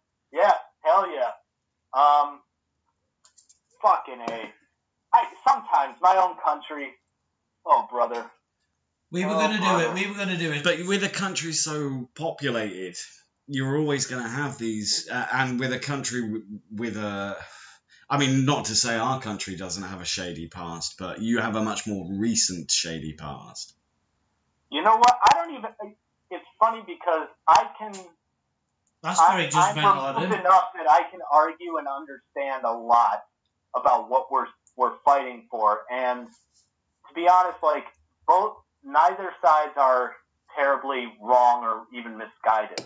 But I understand why one side or the other gets a lot of hate. For example, I don't know how aware you guys are of this recent. I'm going to throw a name and a sport at you that you might not know a lot about, but I'm sure you've heard Colin Kaepernick, the former San Francisco 49ers quarterback who gained quite a bit of attention in the last couple of years because he decided to, at the end of his career, during the national anthem that played before games, take a knee instead of stand as a protest to police brutality. Now, that created a lot of waves and ripples. But recently, he's come back into the spotlight because Nike, the brand of sneakers and clothes, has made him the poster boy of their Just Do It campaign. And a lot of people are kind of pissed at Nike. Now, Ricky Gervais tweeted, didn't he, something about this, like Nike's sales have dropped because white supremacists have stopped buying their sports clothing or something like that. We're getting deep here, aren't we? Oh yeah, and here's the worst part about that situation is I can see both sides. I understand that Colin Kaepernick wasn't doing that to say "fuck you, America." He was saying there's a big issue, and I have a unique platform to share my beliefs on. I believe that black people in America are taken advantage of by the police. There's an unnecessary amount of police brutality in our country. We need to do something, and if nobody's going to talk about it, I'm going to bring attention to it. And that's noble. He sacrificed a career for that, basically. Yeah. Nobody has hired him since then to play football professionally. He wasn't that great to begin with, but he took a big step to do that. And on the other side, if I went up to you and just slapped you across the face, and you said, Dan, what the fuck? Why did you slap me across the face? And I said, if you really think that was about me slapping you across the face, then you're kind of an ignorant American. You don't understand what I'm really fighting for. When you watch somebody disrespect your nation and your anthem and your flag like that, it's kind of a slap in the face. So I understand why people are upset, but I also understand the mission. So it's kind of a really complicated fucking deal. And that's just that's a big story, but tomorrow there will be an even bigger, crazier story about what Donald Trump has been up to. There's going to be a bigger, crazier story about what our economy is doing and what our military is doing. It's just such a frustrating and exhausting time to live in America, and it's so humbling, so relaxing to sit down every night, grab a beer, and listen to some people I've never met talk about Lauren Armstrong. It's such a great escape. Oh, I love it. Yeah. It's so satisfying. Maybe we should get back on topic then. Well, I've enjoyed this brief foray into foreign affairs, to be honest. Listening to you talking about sports as well, Dan. You've got a very sports commentator vibe about you. I quite enjoy that. I want to get into sports broadcasting. Now I'm going to be branded a loser for the rest of my life. You could just... he's came up recently. Did you guys see the video of him? No, go on. What happened? John Donnelly, the sports broadcasting predator who showed up at the New Jersey... Yeah, I know exactly who you mean, yeah. Yeah, somebody, I don't know how, I wish I could give credit to whoever found it, dug up an old I don't even know if it's old, it might be recent, a YouTube video of him introducing himself and saying that he works for some real estate company and says, "Hi, I'm John Donnelly. I'm in charge of marketing at this real estate company. I will do my best to ensure that your property sells." It's just like a little minute-and-a-half video of him doing his little quick pitch that obviously a bunch of other employees had to do. And he introduces himself, and he gives his whole name, and it's his fat face, and you could tell it's him. And for a second, I was kind of like, good for you, John. Like, you made it, like, you found a professional work. You weren't branded a loser for the rest of your life like you feared. Good for you. And then I remembered, wait, the only reason I'm looking at this is because our community has found it. You're about to be fucked so hard by trolls. You're not even going to know it's coming back. Wait, hang on. Is this one of the Predators? Yeah, do you not remember was it Flagler Beach? Ocean City, New Jersey. Oh, yeah. Sorry. Wait, and now he's gone on to be a sports commentator?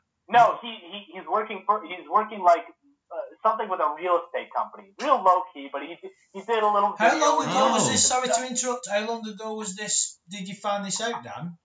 Like within the last week. It's new. Right. And I'll send you the link after. Yeah, send us the link after. So he's gonna get fucked now, isn't he? Oh, he's gonna get fucked. He's gonna get fucked. Oh, the poor bugger. Everybody gets a little bit. Everybody gets a taste. Oh, man. Oh, the shit that he's going to have coming back at him now. Oh my god! You sit here and discuss the morality of trolling Lorne, but the moment there's a new predator to be fucked with, you're like, yeah, let's get on I him. said that, didn't I? I said it'd be funny. I said that. I believe it. Oh. No, but I'm not saying there's not an interesting aspect, and it's brilliant. Can you imagine? I'm not saying it's right. He was one of the more interesting. I don't even remember him. What was his name again? Now look. If somebody found like his address and just started to call him, and he never came out of the woodworks and just tried to lead a private life, I would have a bit of an objection to that. But anytime somebody puts anything on the internet for everyone to see, like the Jay Refner that was brilliant. That one at the supermarket. That was fucking. That was the best. I feel so out of the loop right now. Jay Refner at the supermarket. Call yourself a Lord. Someone within the group was at a supermarket and he was fucking buying shit next to him and he snapped him. There was a new picture of him at work. Did you see that? I've not fucking seen that. He's at like a construction site or something. He's like the shortest guy in a group of guys by about a foot and a half. Oh, he looks depressed and defeated, and it's so sad. Oh, wouldn't you be? That's how Lorne should look.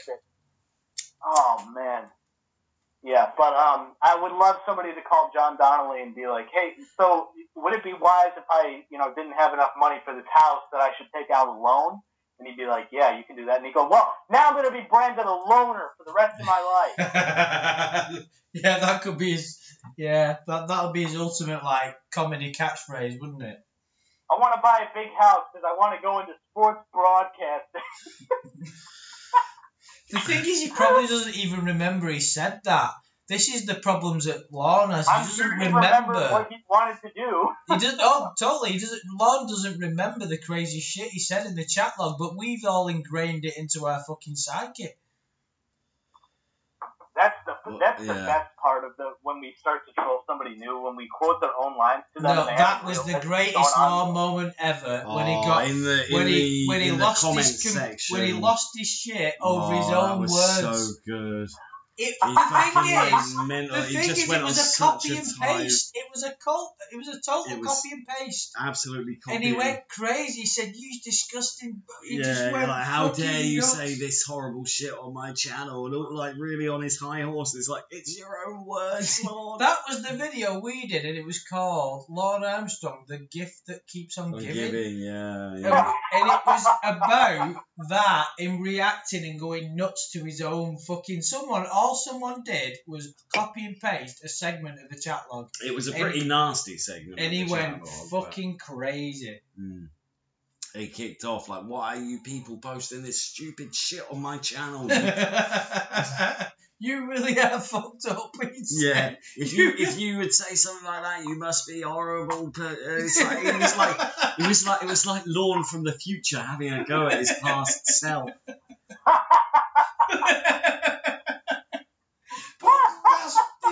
That's what I mean about the comedy of the YouTube thing. It's like, how could that possibly ever happen? He's going ape shit and criticizing his himself. Own words, his own fucking words. Yeah, that could never happen anywhere else, to be fair. Dan's choking on his own rage. Dan's just got his voodoo dolls out, killing all the predators. But it is like that. I don't encourage the trolling, but I know it's coming. I've been around the block. It's like a force of nature, isn't it? It's like a storm that's brewing, but it's going to be a storm of amazing content that's going to make me feel all kinds of conflicting emotions that I'm going to enjoy a lot of. Imagine 3 months from now, it's been quiet for a while, and somebody says to you, "Hey, did you hear about the new Lorne shit?" How excited are you going to be? You're going to, "Oh, do tell, baby." You'd be like, "Well, I'm not sure I agree with." Oh, just fucking let me listen to it. Let's do it. Let's just hear this shit. You might even be done with it by that point and be like, "Look, I've heard it all at this point. There's nothing you could say that would surprise me," and you can say He's talking to himself from the past, and he's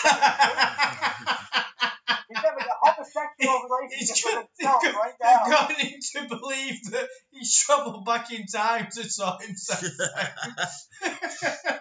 Oh, imagine if we could fix that up. Like, Lorne, we've got new telephone technology, and we thought you as an ex-military man of the United States deserved this the most, the first opportunity to go back in time. And he's like, Talk oh to yeah, himself. yeah, no, he's like, leave that long fella alone. He's getting excited in his mind. He's like, oh yeah, I'm gonna go back and won't go to the Sting House and I'll sort all that out. They're like, we're gonna give you the first ever opportunity to go back in time and talk to people in your YouTube comment section, and then tell them why tell yourself why you wrote that in the chat log. And he actually believed it. Oh, I don't think Lorne from the future could convince Lorne from the past enough over the phone to not go to the house. That's an interesting. I don't think. Imagine that cool. Imagine that cool. Don't go to the house, Lorne. Who is? Who is this? Just don't go to the house. I need some more cola. Hang on a minute. When did he suddenly turn into a demented Rocky? I don't know. Alright, gang. Listen, I gotta go do some laundry here. I'm gonna bounce. Oh here yeah, in a second. some laundry. Stream, but listen, thank you so much for having me on. Holy shit, this was fun. I needed this, guys. Wow, I could talk about Mr. Armstrong for 407 pages worth of. Well, yeah, but who could actually do that though? That's quite a chat log. Yeah, God. I don't think there's anybody in the world that. I don't think the collective J.R.R. Tolkien works equal 407 pages. So, to be fair, I didn't have much time for Lord of the Rings. I'd rather. I could never get into it. I kind of arrived too late. Yeah, no, I read The Hobbit first, and it's all a bit bollocks. And Andy would hate me the most because I am the exact opposite Star Wars fan that he is, and that I only have taken some sort of joy away from the. You've only taken men orally. You like The Last Jedi? Yeah, I did. Oh, I thought it was fun. I liked it. It was good. I don't know why. Right, I want to arrange a fight between me and Dan, right? This is going to be broadcast live on YouTube. Yeah, I know how Star Wars fans' fights end. With your lightsabers out whacking each other that's off. the idea, isn't it? Yeah, I want to have a fight, and then now I'm not about to call Andy some sort of like sexist or racist or anything for not liking it, but like I don't understand the hate for it. I watched it. I was like, okay, like I actually paid attention and I kind of enjoyed it. And then I go and see what everybody else is saying about it. And I'm like, Jesus Christ, guys! It's a movie. It's a Disney movie.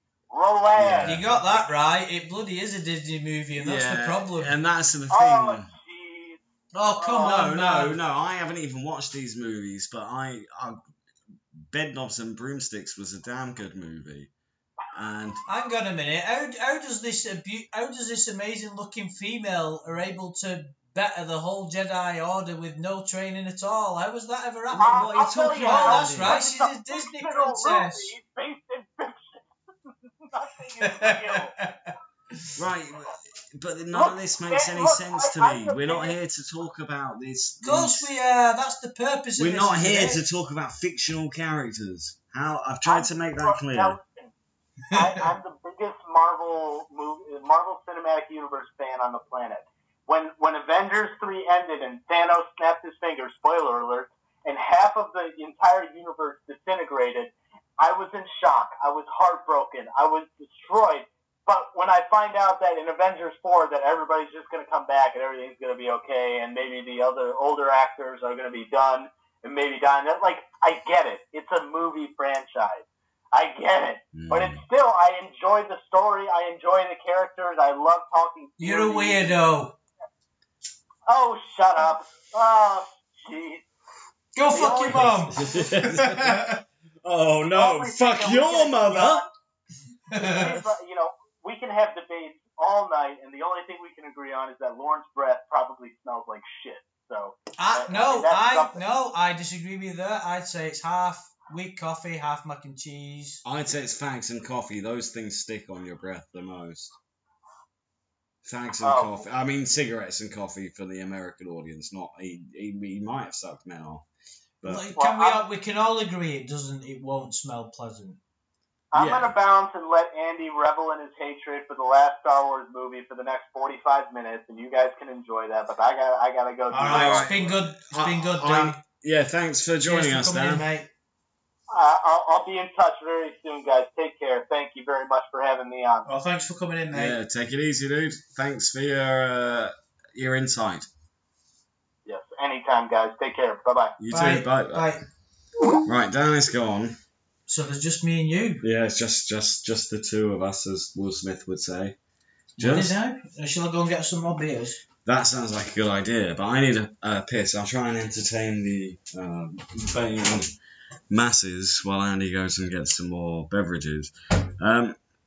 I think we've kind of discussed everything we wanted to talk about. Do you know, I was really enjoying having a little bit of a chat about the foreign affairs there and sports with Dan. Like, to get off onto something, I suppose it's a much more wider spectrum, but something a bit more enjoyable to talk about. Of course, if I end up talking about sports to you guys, I end up talking about my football team. So that's not brilliant. Anyway, it's international games anyway, so it's Spain and England. Spain and England tomorrow. Yeah. Two Englishmen in Barcelona. Yeah. Well, you're not a proper Englishman, but what do you mean I'm not a proper Englishman? Oh, see, he got his back up that, didn't it? I was born and raised in England. Yeah, but you don't act like one. What do you mean I don't act like one? Well, we're supposed to be like, a bit brash and a bit like... what do you mean I'm not brash? Oh, he's turned round to face me, guys. I've said that. What does this mean? He's moved his body structure as if, Right, yeah. Heart rate's pumping, muscles are contracting, fight time now. I'm a real gentleman. No, you're not. Yes, I am. All those scammers would disagree. What, I'm a real gentleman? Yeah, because, Sir Edward's is a part of you, isn't it? Well, I suppose so, but that's like a therapeutic part of me, I suppose. That's what once I get old, once I pass 60, I'm going to be like that. I'm going to be like, fuck all you cunts, fuck you young people. Like, if I get on the bus and there's young people on the bus sitting down and be like, get the fuck up, and they'll be like, why, old man? And I'll be like, because I'm an old man. Just answered your own question, prick. Now get out of my seat. Fucking cunt. He's angry. I've started some dogs barking and everything. I know, it's all gone off now just because of questions Adam's English credentials. Yeah, that's the thing. You think I'm not English because I'm not... Because you're not from Manchester and you're not angry. Exactly. Basically.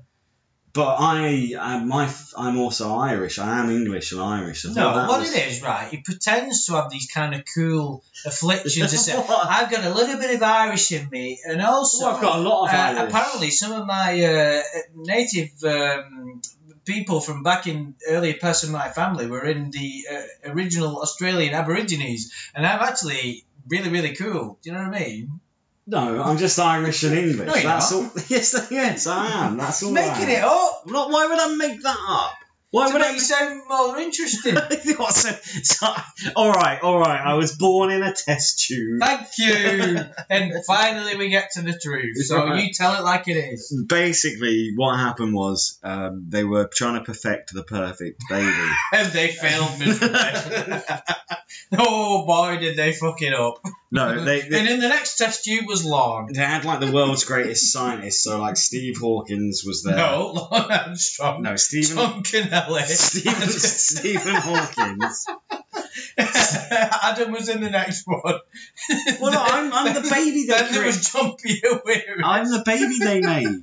Not them. Not yeah, Lorne. You were the baby. Not one of them.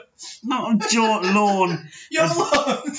Not Lorne and John Kennelly. Stephen Hawkins. Stephen Hawkins. So you're related to that guy who's in that wheelchair.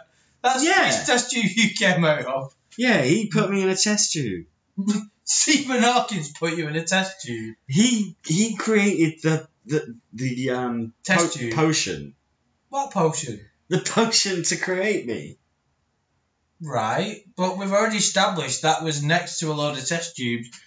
No, it's surrounded by predators. Then what happened was he went and got Marie Curie's eggs, Okay. which had been frozen. Right. He warmed up her frozen eggs, and then he smashed his potion. What the fuck? Inside her egg. And then they got a test tube. They scooped it up. And they scooped They up swirled it around. the glue. And they added like sugar and magical dust. Right. And then they put it in an incubator. And that was you. And that was me. Now he's dribbling. Adam's just in his own rage. He's just Own what the rage. fuck? I don't even know what the fuck we got onto this for. Fucking hell. So yeah, that's how I came to be. Right. What the fuck? I did a piss. Oh shit. Well, yeah, Adam's left the room. I can't even see the computer. The train. Anyway, how you doing all, guys? So, we've been in like, we had like quite a posh fucking meal, like a meat platter before. And it's the first time I've had proper meat in ages because I stopped eating it and it was really good. And we were like, Jeremy Jobs as well. Yeah, hello Lee, who's in the chat. Yeah, anyway, we've had a couple of beers. It's pretty late where we are. And yeah, we just thought we'd discuss lawn. It was nice to get Dan in before. But we were kind of like, the reason we wanted to do it was to discuss all the new lawn stuff. And, you know, if anybody's ever heard it before. Because we've been listening to it for the last week or so. And it's funny, and it stirs up. I mean, we've had quite a good debate tonight, haven't we, with Dan? Yeah, very interesting. About what's going on. It sounded almost sarcastic. Very interesting. Yeah, whatever. We're not bothered. Yeah. I was taking my seat. I have to be. No, you don't. Do you know what I was thinking? Right, you don't. A phrase you don't hear very often is "kick her in the ovaries." Kick her in the ovaries when she's down. Well, not when she's down. Just kick her in the ovaries. Okay, I've never heard that before. No? It only applies to women, doesn't it? So you couldn't. But It's not going to go very far as a. Might be funny. Why have you stacked your cans up in the shape of a penis? Well, to me it was a tower. Why are you seeing penises? That's a good question. I don't know how to answer that one in a satisfactory way without incriminating myself. Maybe I've got penises on the brain. I would think so, and this is what happens when you're therapized by the son of Hawkins and Curie. Well, right, so what were you telling people while I was out of the room? I was telling them about the meal we had, and I had not eaten meat in 8 months, and that was the first time I'd had it. I feel like a bit of an hypocrite because I'm like, you know. You are a hypocrite in literally everything you do. I know. But, so I think everyone is, though. Well, the way I look at it is, right, you know, have you ever called someone a cunt because he's cut you up in traffic? Yes. Yeah. Have you ever cut someone up in traffic? Yes. Yeah.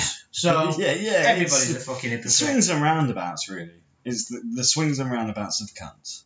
But we, like, with all that stuff we talked about with lawn, we were kind of, well, I started to question whether I thought the Rona thing was wrong or not, and then it got a bit like we did the I think ethics it got debate out of with Sam. hand. I think people just took us much more seriously than we but really we got expected like them to. I got called a hypocrite by quite a lot of people and said, well, you shouldn't be making videos about it. Yeah. If you're condemning the sort of what's behind it, and I get that because people are putting the time into it, but it's a little bit like having a Netflix series out there and then you review it and then it starts to go shit, and you say, well, I'm not happy with this anymore. You know, it was like, initially, it was like, and it just seemed to go too far. Do you know what I mean? I didn't like the way it went. Like, let's fucking leave them alone now. You know? Well, for me, I think it just got boring, though. It got a bit tedious. Well, that's fine. If that's the only reason, you don't have to worry about your conscience. Of course, at times I thought about the consciousness thing of it, but at the same time, I always take and I know it's a very easy way out, but I always say, well, it's not me that's doing it. If the content is out there for me to intake, then it's also out there. Yeah, because you can't, like, even us doing this now, I can't fucking turn around and go, all them people that are involved in it and are wankers and they shouldn't be doing it, because it's be ridiculous to say that. Because no, but then you would be one of like a direct enemy, and you'd want the videos taken down. No, but it's not that though. No, but if I genuinely felt that was the case, I would say it. I only say, when I started to say maybe we've gone too far with it, certain people started to have a go at me and said, like, well, you know, some people were respectful, like Dan. We kind of had different opinions, but it never got, like, personal. People just stood their ground and said, well, actually, some people went, I think he deserves eternal damnation, and some people will go like, oh yeah, Andrew, that's fine, you know. And then some people started calling me like a fucking pedo and shit. Well, just because of this. Well, yeah, but they didn't know that. Well, no, but just because I disagreed with it. Do you get what I mean? Some people take it. It's like, well, allow people to have their opinions. You know what I mean? Well, yeah. Do you get what I mean? Yeah. But like, there's two different ways of looking at it. He brings everything on himself, but it's just the case of when do you leave a disadvantaged person alone? When you just nearly said disabled, didn't you? No, he's not disabled, is he? Well, and it's questionable whether I think even... he is.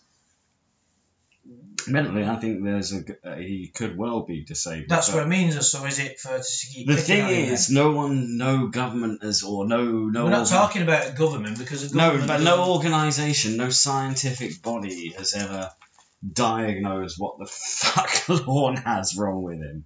So that's why he like. But look, do you not think if he needs help, which or he maybe really does, do you not think it's wrong that he's continually fucking tortured? Is he tortured though? I don't. Well, this is the question. He's not tortured. I think that's putting it in very strong terms. No, you're right. He's not being tortured. It is wrong, but I think he enjoys it. He enjoys the company. He does, who else would he fucking talk to? Roy. Roy's out in the shed wanking off. Oh yeah, I forgot. That's one of his other brothers, isn't it? Yeah. Ralph, Roy. There's Richard. Trillion. Anyway, we don't need to be talking about Lawrence fucking. No, I just think that, like, he's not enjoying all this negative stuff, is he? Because people turn out to be fake. Do you know what I mean? It's not positive in his life. Does he have a right to enjoy his life? Well, that's the question, isn't it? There is a very simple way for him to stop it. Oh, yeah, this is the thing that keeps it going, and why I can agree that, like, because he's always got that choice. He knows, but he always chooses the wrong option. Always. I think if some 8-year-old woman phoned him up and sent him one photo saying, I'm this 17-year-old hot bimbo. Have you got this person's... Lucky you live in Europe, eh, Andy? And Lorne would just go for it, and he'd probably, I think even at the back of his mind, somewhere very deeply, he must be going, I know that I'm being fucked with, but this is better than no female attention at all. Of course it is. He found out that Ramona wasn't even called Ramona. He's still talking to her. Yeah, that's made clear on these calls as well. She spoke to him for 12 months, put all the stuff on the internet, and he's still... at some point tried to convince her or tried to believe that she had some kind of, in fact, romantic affiliation with him, and that there was a possibility that he might have found her attractive after all that.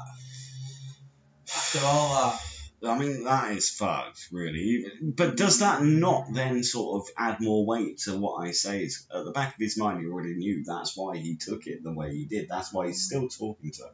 He doesn't care. He knows it's a female. He can tell by the voice, at the very least, it's a female. He doesn't care what they look like or who they are. Just it's someone with a vagina talking to him, so he is going to pursue that. Even if they've lied and he knows about that, and even if... just how someone could be so naive. But isn't it? It's like a child is stuck in an adult situation. This child can't see beyond the boundaries of the limited consciousness, so they can't see the obvious and that we can. It's like growing into an adult never happened for him. Do you get what I mean? That's what I get. But why I did don't he know. not grow into an But this adult? is the thing, isn't it? Is it abuse? Is it? But regardless of why it happened, does it give everybody the right to just do what the fuck they want with him? That's the question. Well, then. But anyway, if you start thinking about that question too much, then you're worrying about too many aspects that don't concern you, I would say. No. Yeah, but like at the same time, let's just say I say that it's all bollocks and leave him alone. But we have a laugh about it. Just me having a laugh about it, does that not make that me... makes you a huge hypocrite. Because Right. you're saying you're saying people should leave him alone. But yeah, I find you're some of still this gonna shit funny. We've sat and But I listened to it can't together. not find it funny. Well, Because no. we've established, as well as my many faults, I have a pretty decent sense of humour. Well, no, I think with Lorne, the trouble with it, it's not about having a good sense of humour. It is, I mean, it's mean. To come back to us talking about like me loving The Office, a lot of Ricky... Here we go again. Listen, a lot of Ricky Gervais's comedy is mean. What happens to Lorne is mean. But I understand how much laughs it gives me, so I would never stand there and That's don't. that's a bit of a daft comparison, really, because we're talking about a real person is being affected with the Lorne situation, so the humour is completely different. Well, have you ever listened to the XFM podcasts? Yeah, I know there's like Sacha Baron Cohen stuff. It's a perfect example because you've got them politicians and they're doing and saying the most ridiculous. That supermodel, right? The supermodel. I think she was the first episode where she was reciting that about guns and she was saying kids should. And you'd look at her and you'd go, you know what? That woman is a disgrace. Listen to what she's saying, but she doesn't really understand what she's saying. What, you mean the woman they set up to do the charity? Yeah. And she's fucked now, but she didn't stop to think about the words that she was saying. She came off that bad. No, I'm not. I don't know what's happened. What I'm trying to say is she might be fine. It might have been laughed off. She might have even been an actress for all I know. All I know is if that was a real situation, from what I can gather, she just doesn't. This is my interpretation. She just didn't really understand the words she was saying. She didn't. That scene, in fact, guys, if you're not sure what we're talking about the recent Sacha Baron Cohen series, Who is America? But the very first episode, I think it was, and he took like this Instagram model and basically told her to do all these charitable things that she wasn't really doing. Like they would take fake photos of her in Africa giving like packages to kids. And of course, this wasn't really happening. But I don't think, like, out of the things that happened in that show, she didn't come off particularly badly. I don't think she had a massive reputation to be damaged in the first place, unlike many of these senators whose reputations were damaged during this. Like the guy that he gets to shout the N-word, and that's the same guy that runs towards him with his bum out shouting, if you touch my bum, you're they're responsible for their own actions, but that girl, it's like some people are so fixated like her on her own career and being a model, being pretty. She doesn't really understand the words and the implications that she's saying, but yet I think ignorance is kind of what they were trying to expose, not necessarily saying that anybody's evil. Just saying, look at the ignorance that's going on, you know.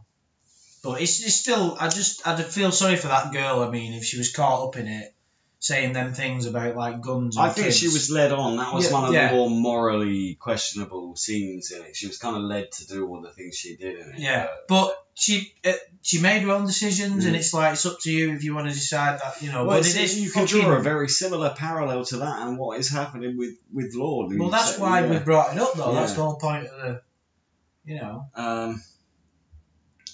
But then other scenes in that show were insane. Having O.J. Simpson on, like calling him a murderer repeatedly to his face. Jesus Christ, I wouldn't do that. Look at the size of the guy. But have you seen that documentary the BBC did about the O.J. thing?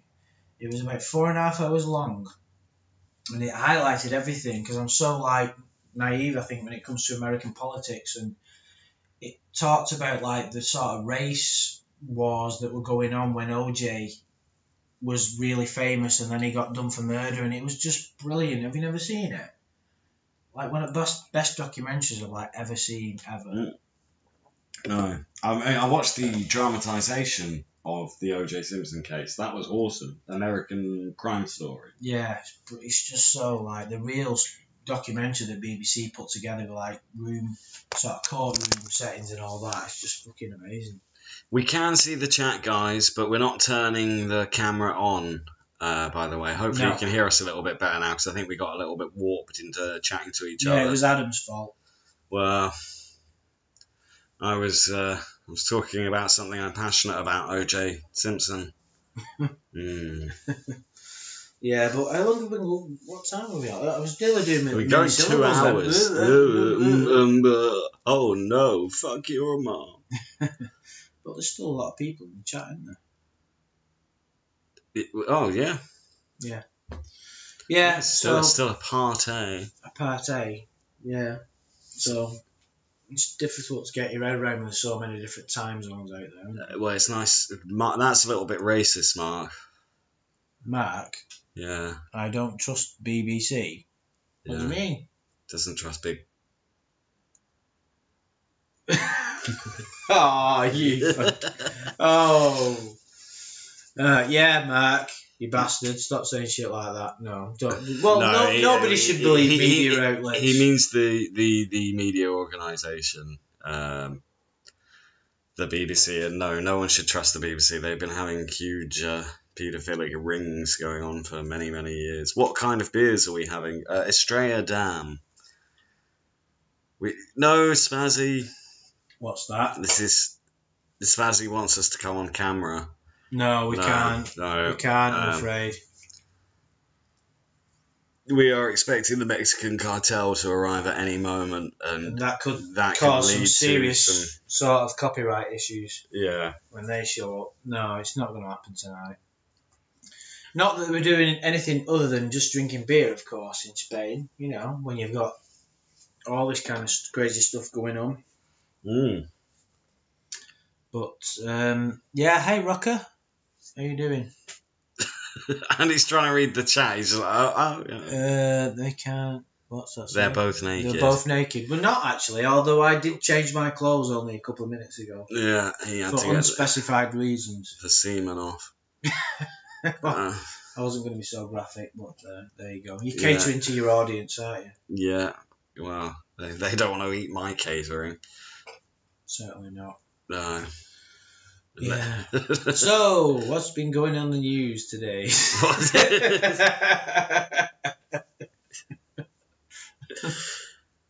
Do you have your guitar? And Andy doesn't have his guitar with him. What? Don't ruin the fantasy for us, Andy. Did it piss you off somehow when Lorne asked his employer to visit his mum?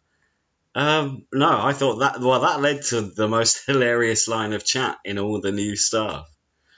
It was brilliant, but only Lorne would be that retarded to ask his new employer to come visit his mum. No, thanks, Mark. The bit at the end is some of the best bit ever in it is like, go fuck your mum. Well, you go fuck your mum. Yeah. Oh no, fuck your mum is the way he goes. Oh no. It's just like a kid's reaction, isn't it? It's like, how can I think of like. It's like someone walking past the playground and there's two kids is like, you smell. He's like, you smell. Yeah, you know? Yeah. Oh, no, you smell. What? Apparently, the train called Oliver Cromwell says that you're a child fiddler and you have child juice on you. Is that Lee by any chance? Hiding behind that name. You fucker. You've got child. Oh, that's why you had to change your jeans. Yeah, he had the child juice on him again. Yeah, well, I don't know. They're the worst stains. That's the problem. You just can't get them out. Oh, I was about to say something horrible, and then I realised it was too horrible. Oh, don't spare us your disgusting thoughts, Adam. Lot of blood. There you go. Oh, right. Enough with the darkness. No, let's carry on. Let's get to the deepest parts of your psyche, shall we? Oh, you'd like that, wouldn't you? Well, no. Actually. I think I've already seen. You'd like to have a good fiddle around in there, wouldn't you? Yeah. Viewer count's just gone down. We don't need to see the inner workings of Adams. Anyway, yeah. Well, Spazzy, if you ever meet Andy, it's a phrase you should get used to because you'll hear it shouted in the street a lot. Child.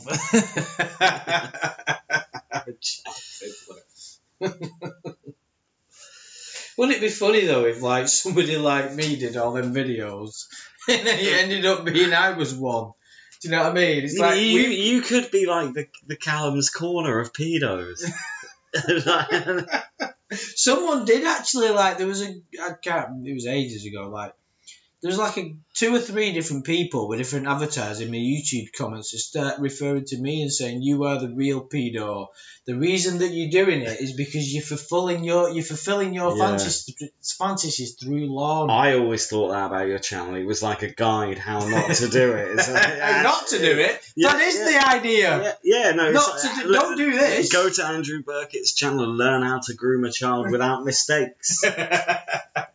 That's what I'm doing here. That's what he's trying to do. That's his goal. That's what I'm in Spain for. The laws are very different over here. Jesus. I don't know how we can come back from this. There isn't a comeback. Your brain's broke. So you fucked her in the ass. Ain't that pretty? Well, ain't that pretty? Don't call Interpol, please. Right. So favorite law moment ever? One. Oh. It's not that. It's not that because everyone loves that too much. My favourite moment is, I think, when he calls the doctor the so-called cocksucker. That doctor, that so-called cocksucker. like the doctor's going around with cards on them, handing them out to people. Hi, I'm the doctor, I'm the cocksucker. Lord's behind me. He doesn't really suck cocks. That so-called cocksucker. Oh shit. Of course, another great moment was I'm not happy about not driving truck. Hang on a minute. You do some pretty decent like comedy posteriors, but that's ridiculous. Wait, that's law. Listen. That's what. Wait, okay. I'll try. Let me try and do a. I've never really tried to do law because I just don't think I can do it. He's too beyond the pale for any normal human being to do an impression of. Let me try. We're waiting. I'm trying to think of one of his most famous phrases, and now my mind has a blank. I never even meant to do it. That's just sounds like you when you've done one of your scam baiting streams and you're that pissed that you can't think of any of your comedy characters to come out with. That's just because you're too familiar with my voice. It's my fault, guys. Did you hear that? Yeah, I apologise. Yeah, it's always I'm sorry about that. To other people, that sounded exactly like Lorne Armstrong. Well, let's have a vote, shall we? What other things did he? See, there you go.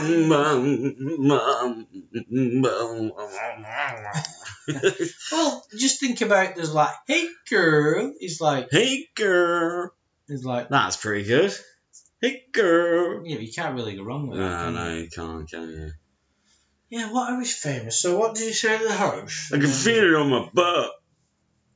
But he never said that. That was written down. No, when the chair's on. Oh yeah. Oh, feel my butt. Feel my butt. Holy.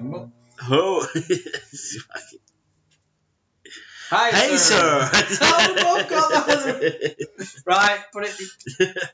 Hi, sir.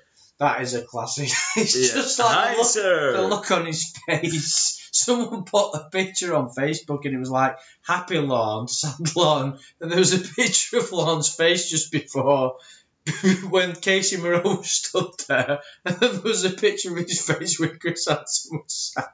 And it like went down in stages, like happy Lorne, sad Lorne.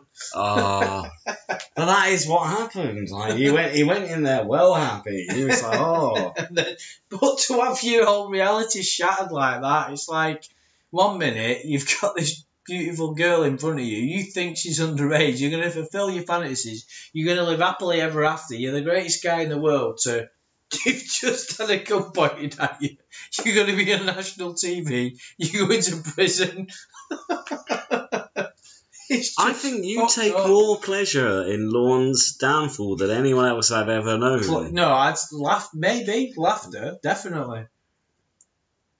Well, that day.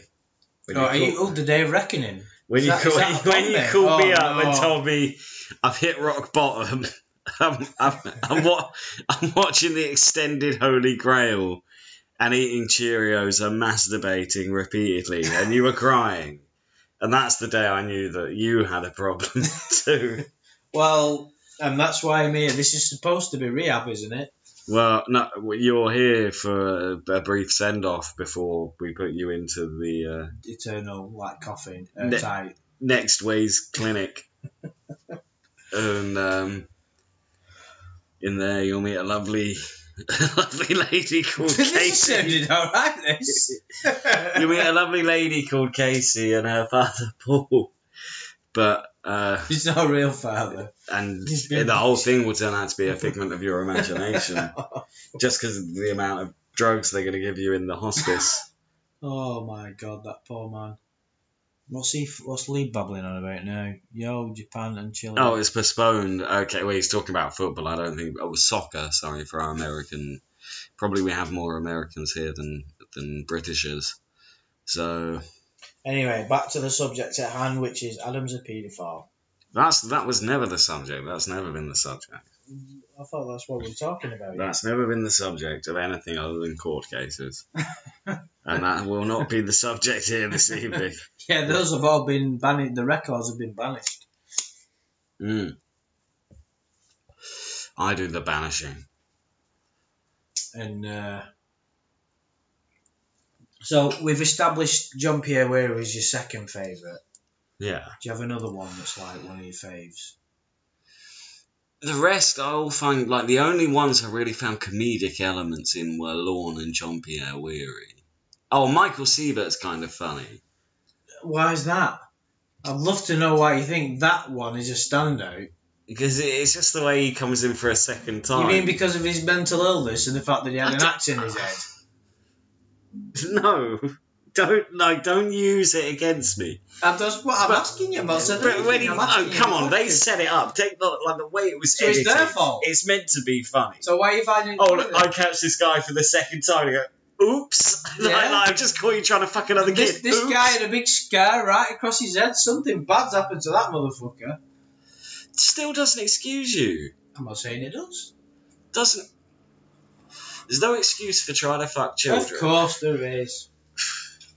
Yeah, well, in Manchester, you just say, there's nothing else to do. I'm just wondering why you find the guy with the most obvious fucking disability more amusing than the other ones. Well, name another one who's funnier than Michael Siebert.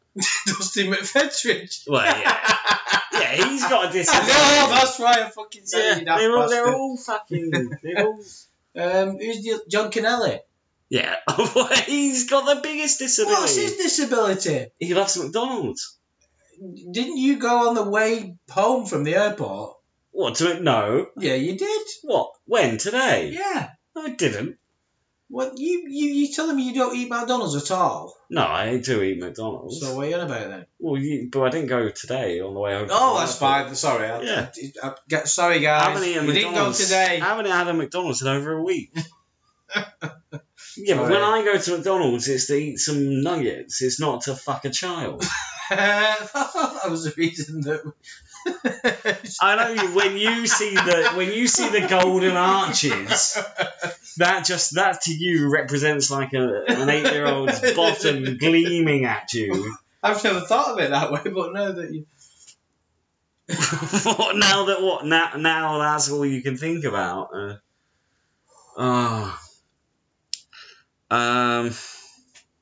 We've no more beer left.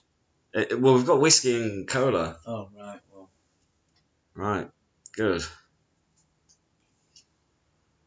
Yeah, anybody want to send us some more beers, or be quite welcome. Yeah, send us. 742 Evergreen Terrace. Send. Just put right, Adam. I wreck everything. It'll get. It won't. It won't. No. It would be nice if I was like Santa. Just coming down chimneys. Belted. just fucking invading every bastard's chimney. Do we? I don't have a PO box. That's something I should set up. Hey, Project Predator. Oh, hello, mate. I hope you're not like the interesting discussions we've been having about lawn. Just been having a lawn fest, haven't we? We have. We have discussed lawn all evening long, but I'm getting out of my system because there won't be much lawn here for long. For long? See, it sounded like lawn, didn't it? It did. Yeah. Well, what? in your own head, I suppose. It may have done. Fuck that fucking piece of shit. What the fuck? That's lawn if he was a metal That's Rocky. If he'd just Adrian, been given a load of drugs. Adrian, you piece of shit. Oh, but like there is why did I go to die? Ooh. But Lorne's favourite movie, one of his favourite movies, is Rocky 4. Yeah. So is there some comparison with you sounding like Lorne? Maybe it's subconscious. Sounding like Lorne's favourite character. Yeah. When you're trying to emulate. I'm what Lorne wishes he could be. That's not what you mean, like a successful predator. So you were what Lorne wishes he was, which is he wishes he hadn't have got caught. We all established that today. I never got caught. No, not like I've never tried. You know what Lorne wishes to be. Lorne wishes he'd have got away with it. He never meant to do it. No, but Lorne wishes he had my success in selecting children. I don't fucking know anymore. What have I become? Oh dear. It's all in the name of comedy. Oh yes. We still need more beers though. We'll make some whiskey and colas. Stop. You go do it. All right. I've still got quite a bit of my beer left. I haven't though. That's the problem. And life's all about you, is it? And you're fucking. Do you want me to get your mac and cheese before you fuck another kid? Well, there's always that risk. Right. Hang on, guys. Andy's got to entertain you. Dear Lord, if you exist, please help him. I'm quite capable of holding an audience on my own. Oh, yeah. Do you not know I'm the greatest entertainer this side of Manchester? By the time I'm back, you'll be holding something else, the pervert. Right. You're the greatest what in all of Manchester? It doesn't matter.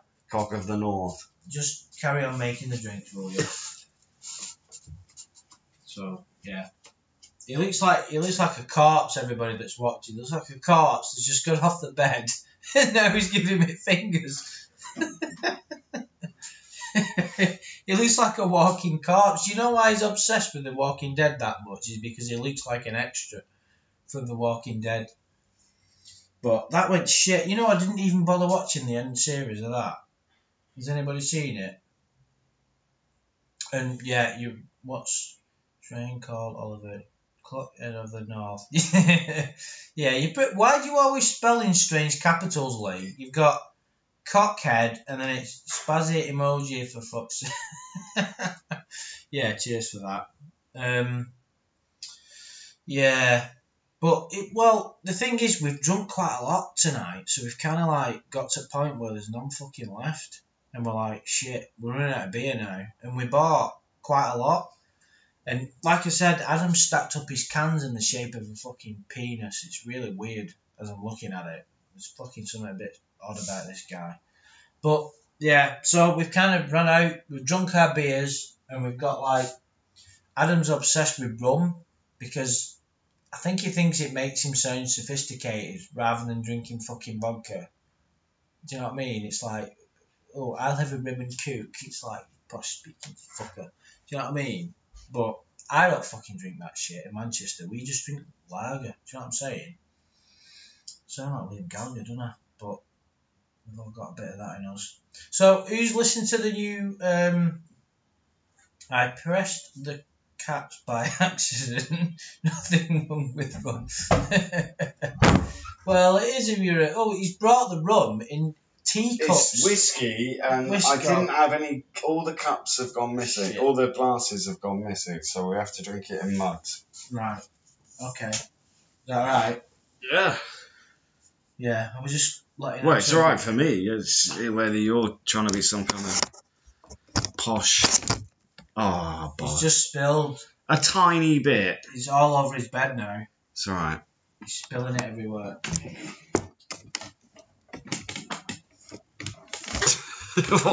Do people even know what I'm spilling? He's now getting some toilet roll out of his drawer with a laptop is...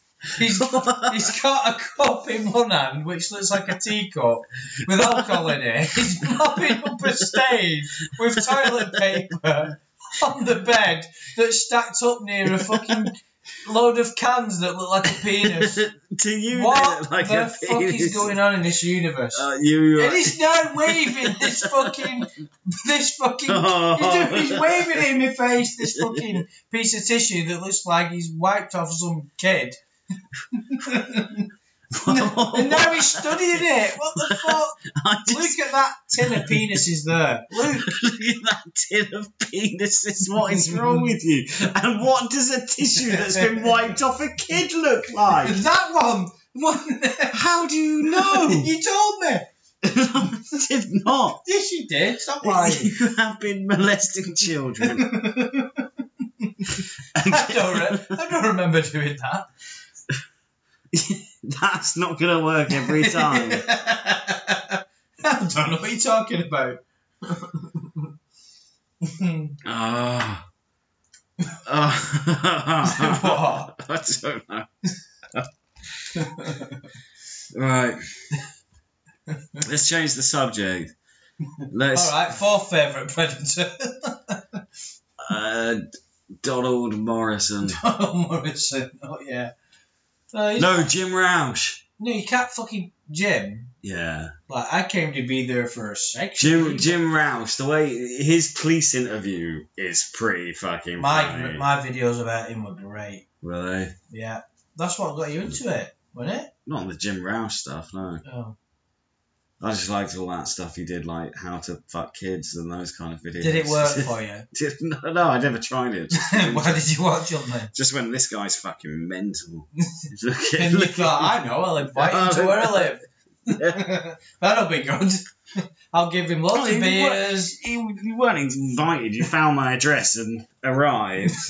And you thought, well, I don't want to rock the boat. He can come in. Yeah, that's what happens with most people that arrive here. And has it been a good experience? No. Oh. Don't open your doors to semi-strangers because they will take advantage of you. Is that your preferred? Is that going to be written on your tombstone? Don't let people in who look suspicious because they may take advantage of you. Don't let other people in because they'll end up being greater than you. Yeah, exactly. Don't let someone into your life if you think they could be better than you.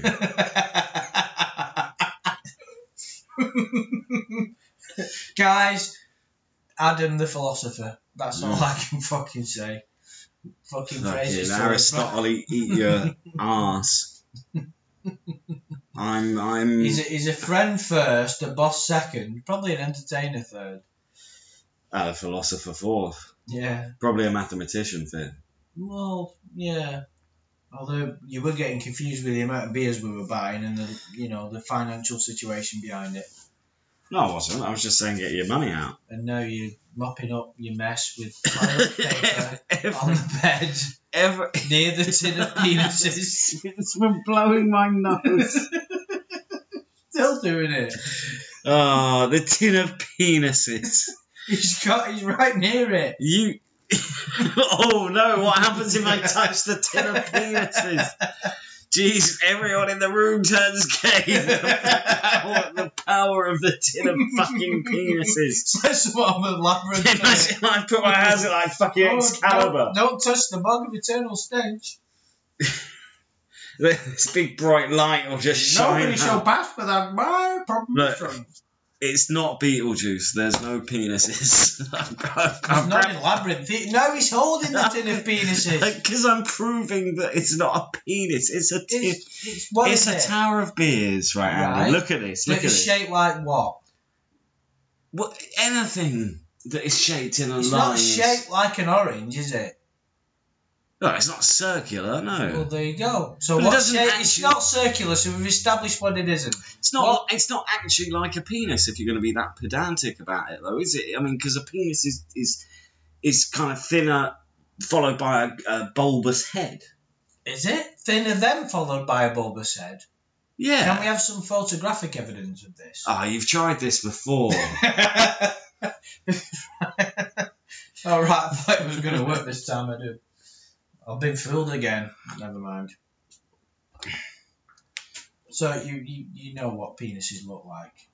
Oh, yes. Other penises. Why have you just leant over close to me and said, "You know what penises look like"?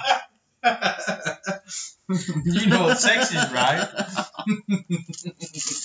Oh. It's a special time in a girl's life. Just don't do that. I don't even remember doing that. No, I never meant to do it. Never even. Yeah, I've heard that somewhere. Fucking hell. Well, Kermit the Cookie Monster, it's round orange. It's an orange, yeah. the fuck are you talking I'm about? reading from the fucking chat. Is your chat ahead of mine or something? Is mine frozen? We've only got Lee chatting shit. You always do. Why don't you just, if you see a comment that's interesting, read it out loud? I've Like- just done that, haven't I? no, you mumbled it. I didn't. You knew something about an Oh, orange. sorry. I assumed for a moment you were saying something interesting. I must have been wrong. I apologise. No, I wasn't. I was Well, waiting. there you go then. I You apologise. were mumbling about an orange. You were like, apologise. "No, love to suck s- off Jason Orange." I didn't say that. Well, that's what it sounded like. And I'm going to text Jason Orange now. See what You he don't have says. his number. I've asked You've asked me that before. you told me. I went watching Barry Manilow last week. Oh, did you know? It was good. Yeah. It was good. At the arena in Manchester. It was fucking. You can put on a show, that motherfucker. Mandy, Telling oh Mandy. No, fuck off. That fucking Westlife ruined that song. But anyway, yeah. Right, well, it's best on The Simpsons anyway. He's on The Simpsons. That song. What song? Mandy. Mandy, yeah. It's on he The said- Simpsons. Mindy, and then he sings Mindy, about how you came and you brought me a turkey from Africa. No. Oh, Andy. Uh-oh. You're obviously infatuated with a man named Andy. Or a woman named Mindy. No, I have a rolling smart Broadway musical. It's not much, but it's a start. Bravo. Oh. Hello, Marie. Hey, guys. Or a man named Andy. Oh, yeah, not quite telling. Yeah. Fuck What do you mean quite off. telling? I don't know. Ah. When you were a kid, Andy, did a lot of people call you Mandy, like to wind you up? No, not really. Did So- anybody call you gay just to wind you No, up? but they called me Madam, and that wound me up.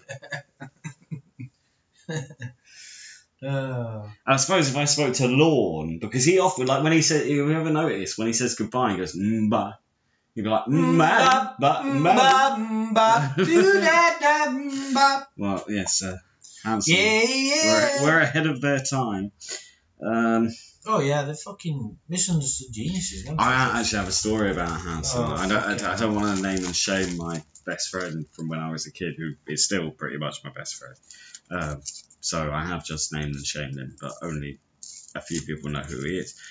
But when we were on the school bus together, we heard that Hanson song for the first time, and he went, "I don't care what these girls look like. They're so fit, I'd fuck them." Oh my god. I had a similar incident. Did you? Yeah. When you had sex with a tranny? No, I saw a video of theirs and thought, fucking hell, that one looks alright.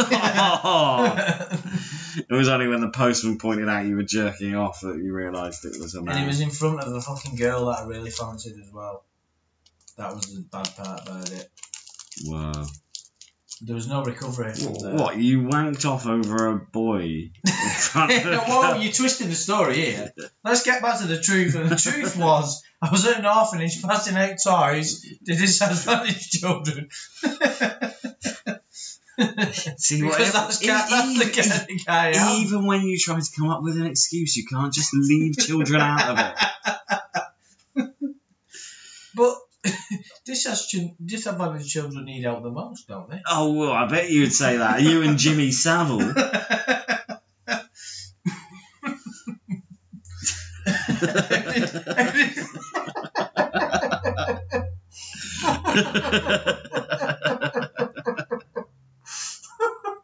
What the fuck? Oh. I hope you're enjoying this, guys. I was just fucking laughing.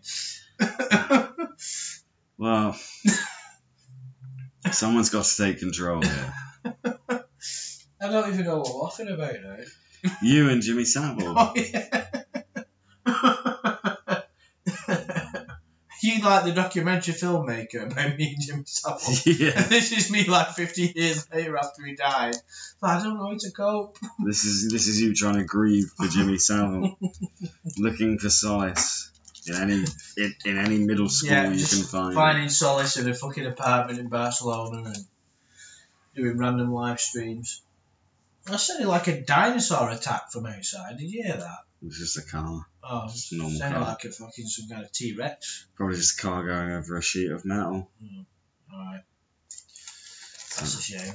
Well, I'm sure those kind of stories work on the children that you look after, but they won't work around here. My stories all involve like shiny things like dinosaurs and 2 + 2 is 4. Where's the 2 + 2 treasure? is 4. Where's the treasure, children? Could it be between my legs? Well, when was you a writer for one of these fucking cartoons? Elsa Gate, you were the one that brought it up. I wanted to make a Elsa Gate video. I wanted to make a journalimentalist piece on Elsa Gate. No, but Adam, we've already established if you did the fucking things that your brain would fucking let flow. Like, oh, I've got a great idea. Let's do this sitcom. Oh, I've got a great idea for a book. I'll tell you what, I could fucking... Does he do any of it? No. But the you want to ideas see are the there. fucking team that he has on FIFA 18. It's fucking It's mint. fucking nice, yeah. I mean, that is some fucking achievement. What you're saying is I should stop playing FIFA and start making my brain come to life. Yes. Wow. Well, that's actually quite encouraging words, yeah. But some of the things I want to do, like to do them as well as I would like to do them, I don't have We need the drive. That's the thing. I could the make... scope to do them. I could do better than what I'm doing now and make quite a lot of money, but, like, you know, I earn enough to go on holiday and do this and do that and live a nice life. Just need that extra drive to go that bit further. Why is this? What how did we go? I don't know. We always end up having this kind of conversation. Do But we? yeah, probably. Yeah, probably. Hell yeah, who knows? I don't know. I'm just here for the ride. Yeah. Mark caught on to my very creative wordplay. No one else did. Well, that's because it's not your own wordplay. Usually, What do you what mean you it's do not is my own rip off a load wordplay? of other comedians. I and haven't ripped off anyone introduce else. it into your own scam calls. That's what you do. No, I take... Now I'm Ricky Gervais. Now I'm Steve Coogan. Now I'm another comedian. Stop naming the people I actually do love. That's See? annoying. Sorry, guys. I've let the cat out of the bag here. Yeah, but I have my own... His brain's broke, see, guys. a bit of Lorne is in there too. I have my own sense of humour. No, you don't. It's stolen from everybody else. No, it's You not. don't know what a sense of humour is. That's why you're involved with the lawn community, because it has to tell you what's funny. The Lorne community tells me what's Yeah. funny. No. That's why you got dragged into it. What? So You never a part of this party. I had been lurking probably before you. You sent me embryo. a message and said, "Hi Andrew, I think you're great. Your videos are fantastic, and I can only wish to get to the fucking intellectual level that you're at. Please, may I appear in one of your videos?" And That was not what happened. I sent you a message and I said, No. I said, "Hi Andrew, I like your videos." "Hi Andrew, This could you seems- please send me a photograph of you without shorts on?" I sent a letter that said, "Hi A Andrew." letter? I don't remember receiving a I letter. said- That's because I forgot to stamp it. Not a letter, not a letter. You sent me a love letter now, guys. Have you heard this? I sent you a message. I sent you a private And it was message. a very fucking nice message. Yeah, it was very complimentary. I said, "Hi Andrew, you've got a nice little channel here. I'm Little? well, it was. You fucking demeaning bastard. I said, "You've got a nice little channel here, and I think that you've got an interesting take on Lorne. And I would like." You have sex with me. That's not. And I said, I'd like to get involved. Will you please?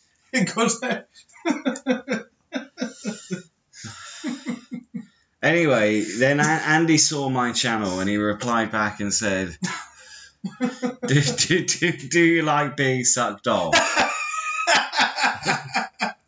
I don't remember that. Yeah. He said, "I've seen your scam baiting channel. That is probably the most amazing thing I've ever seen. Fucking hell."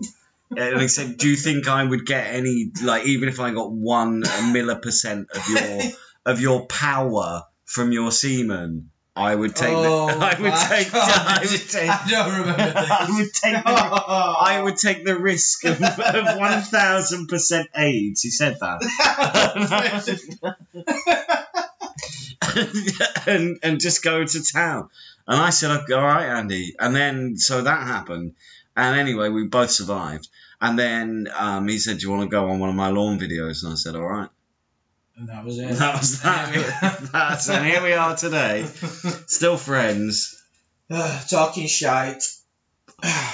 Collecting urine samples. Fuck me. Just- we have been going a while. We have been going like nearly 3 hours. And we have descended into complete madness and farce at most. But at least we're giving Lee something to do. Well, Lee is one of the best judges of character I've ever met.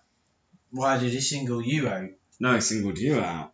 He said he knew from the moment he met you that you were the local paedophile. The local paedophile. And he knew to ask you the one question that would always stump you: how gay are you?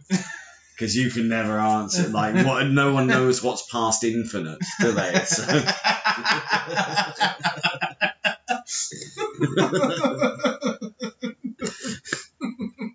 What's past infinite?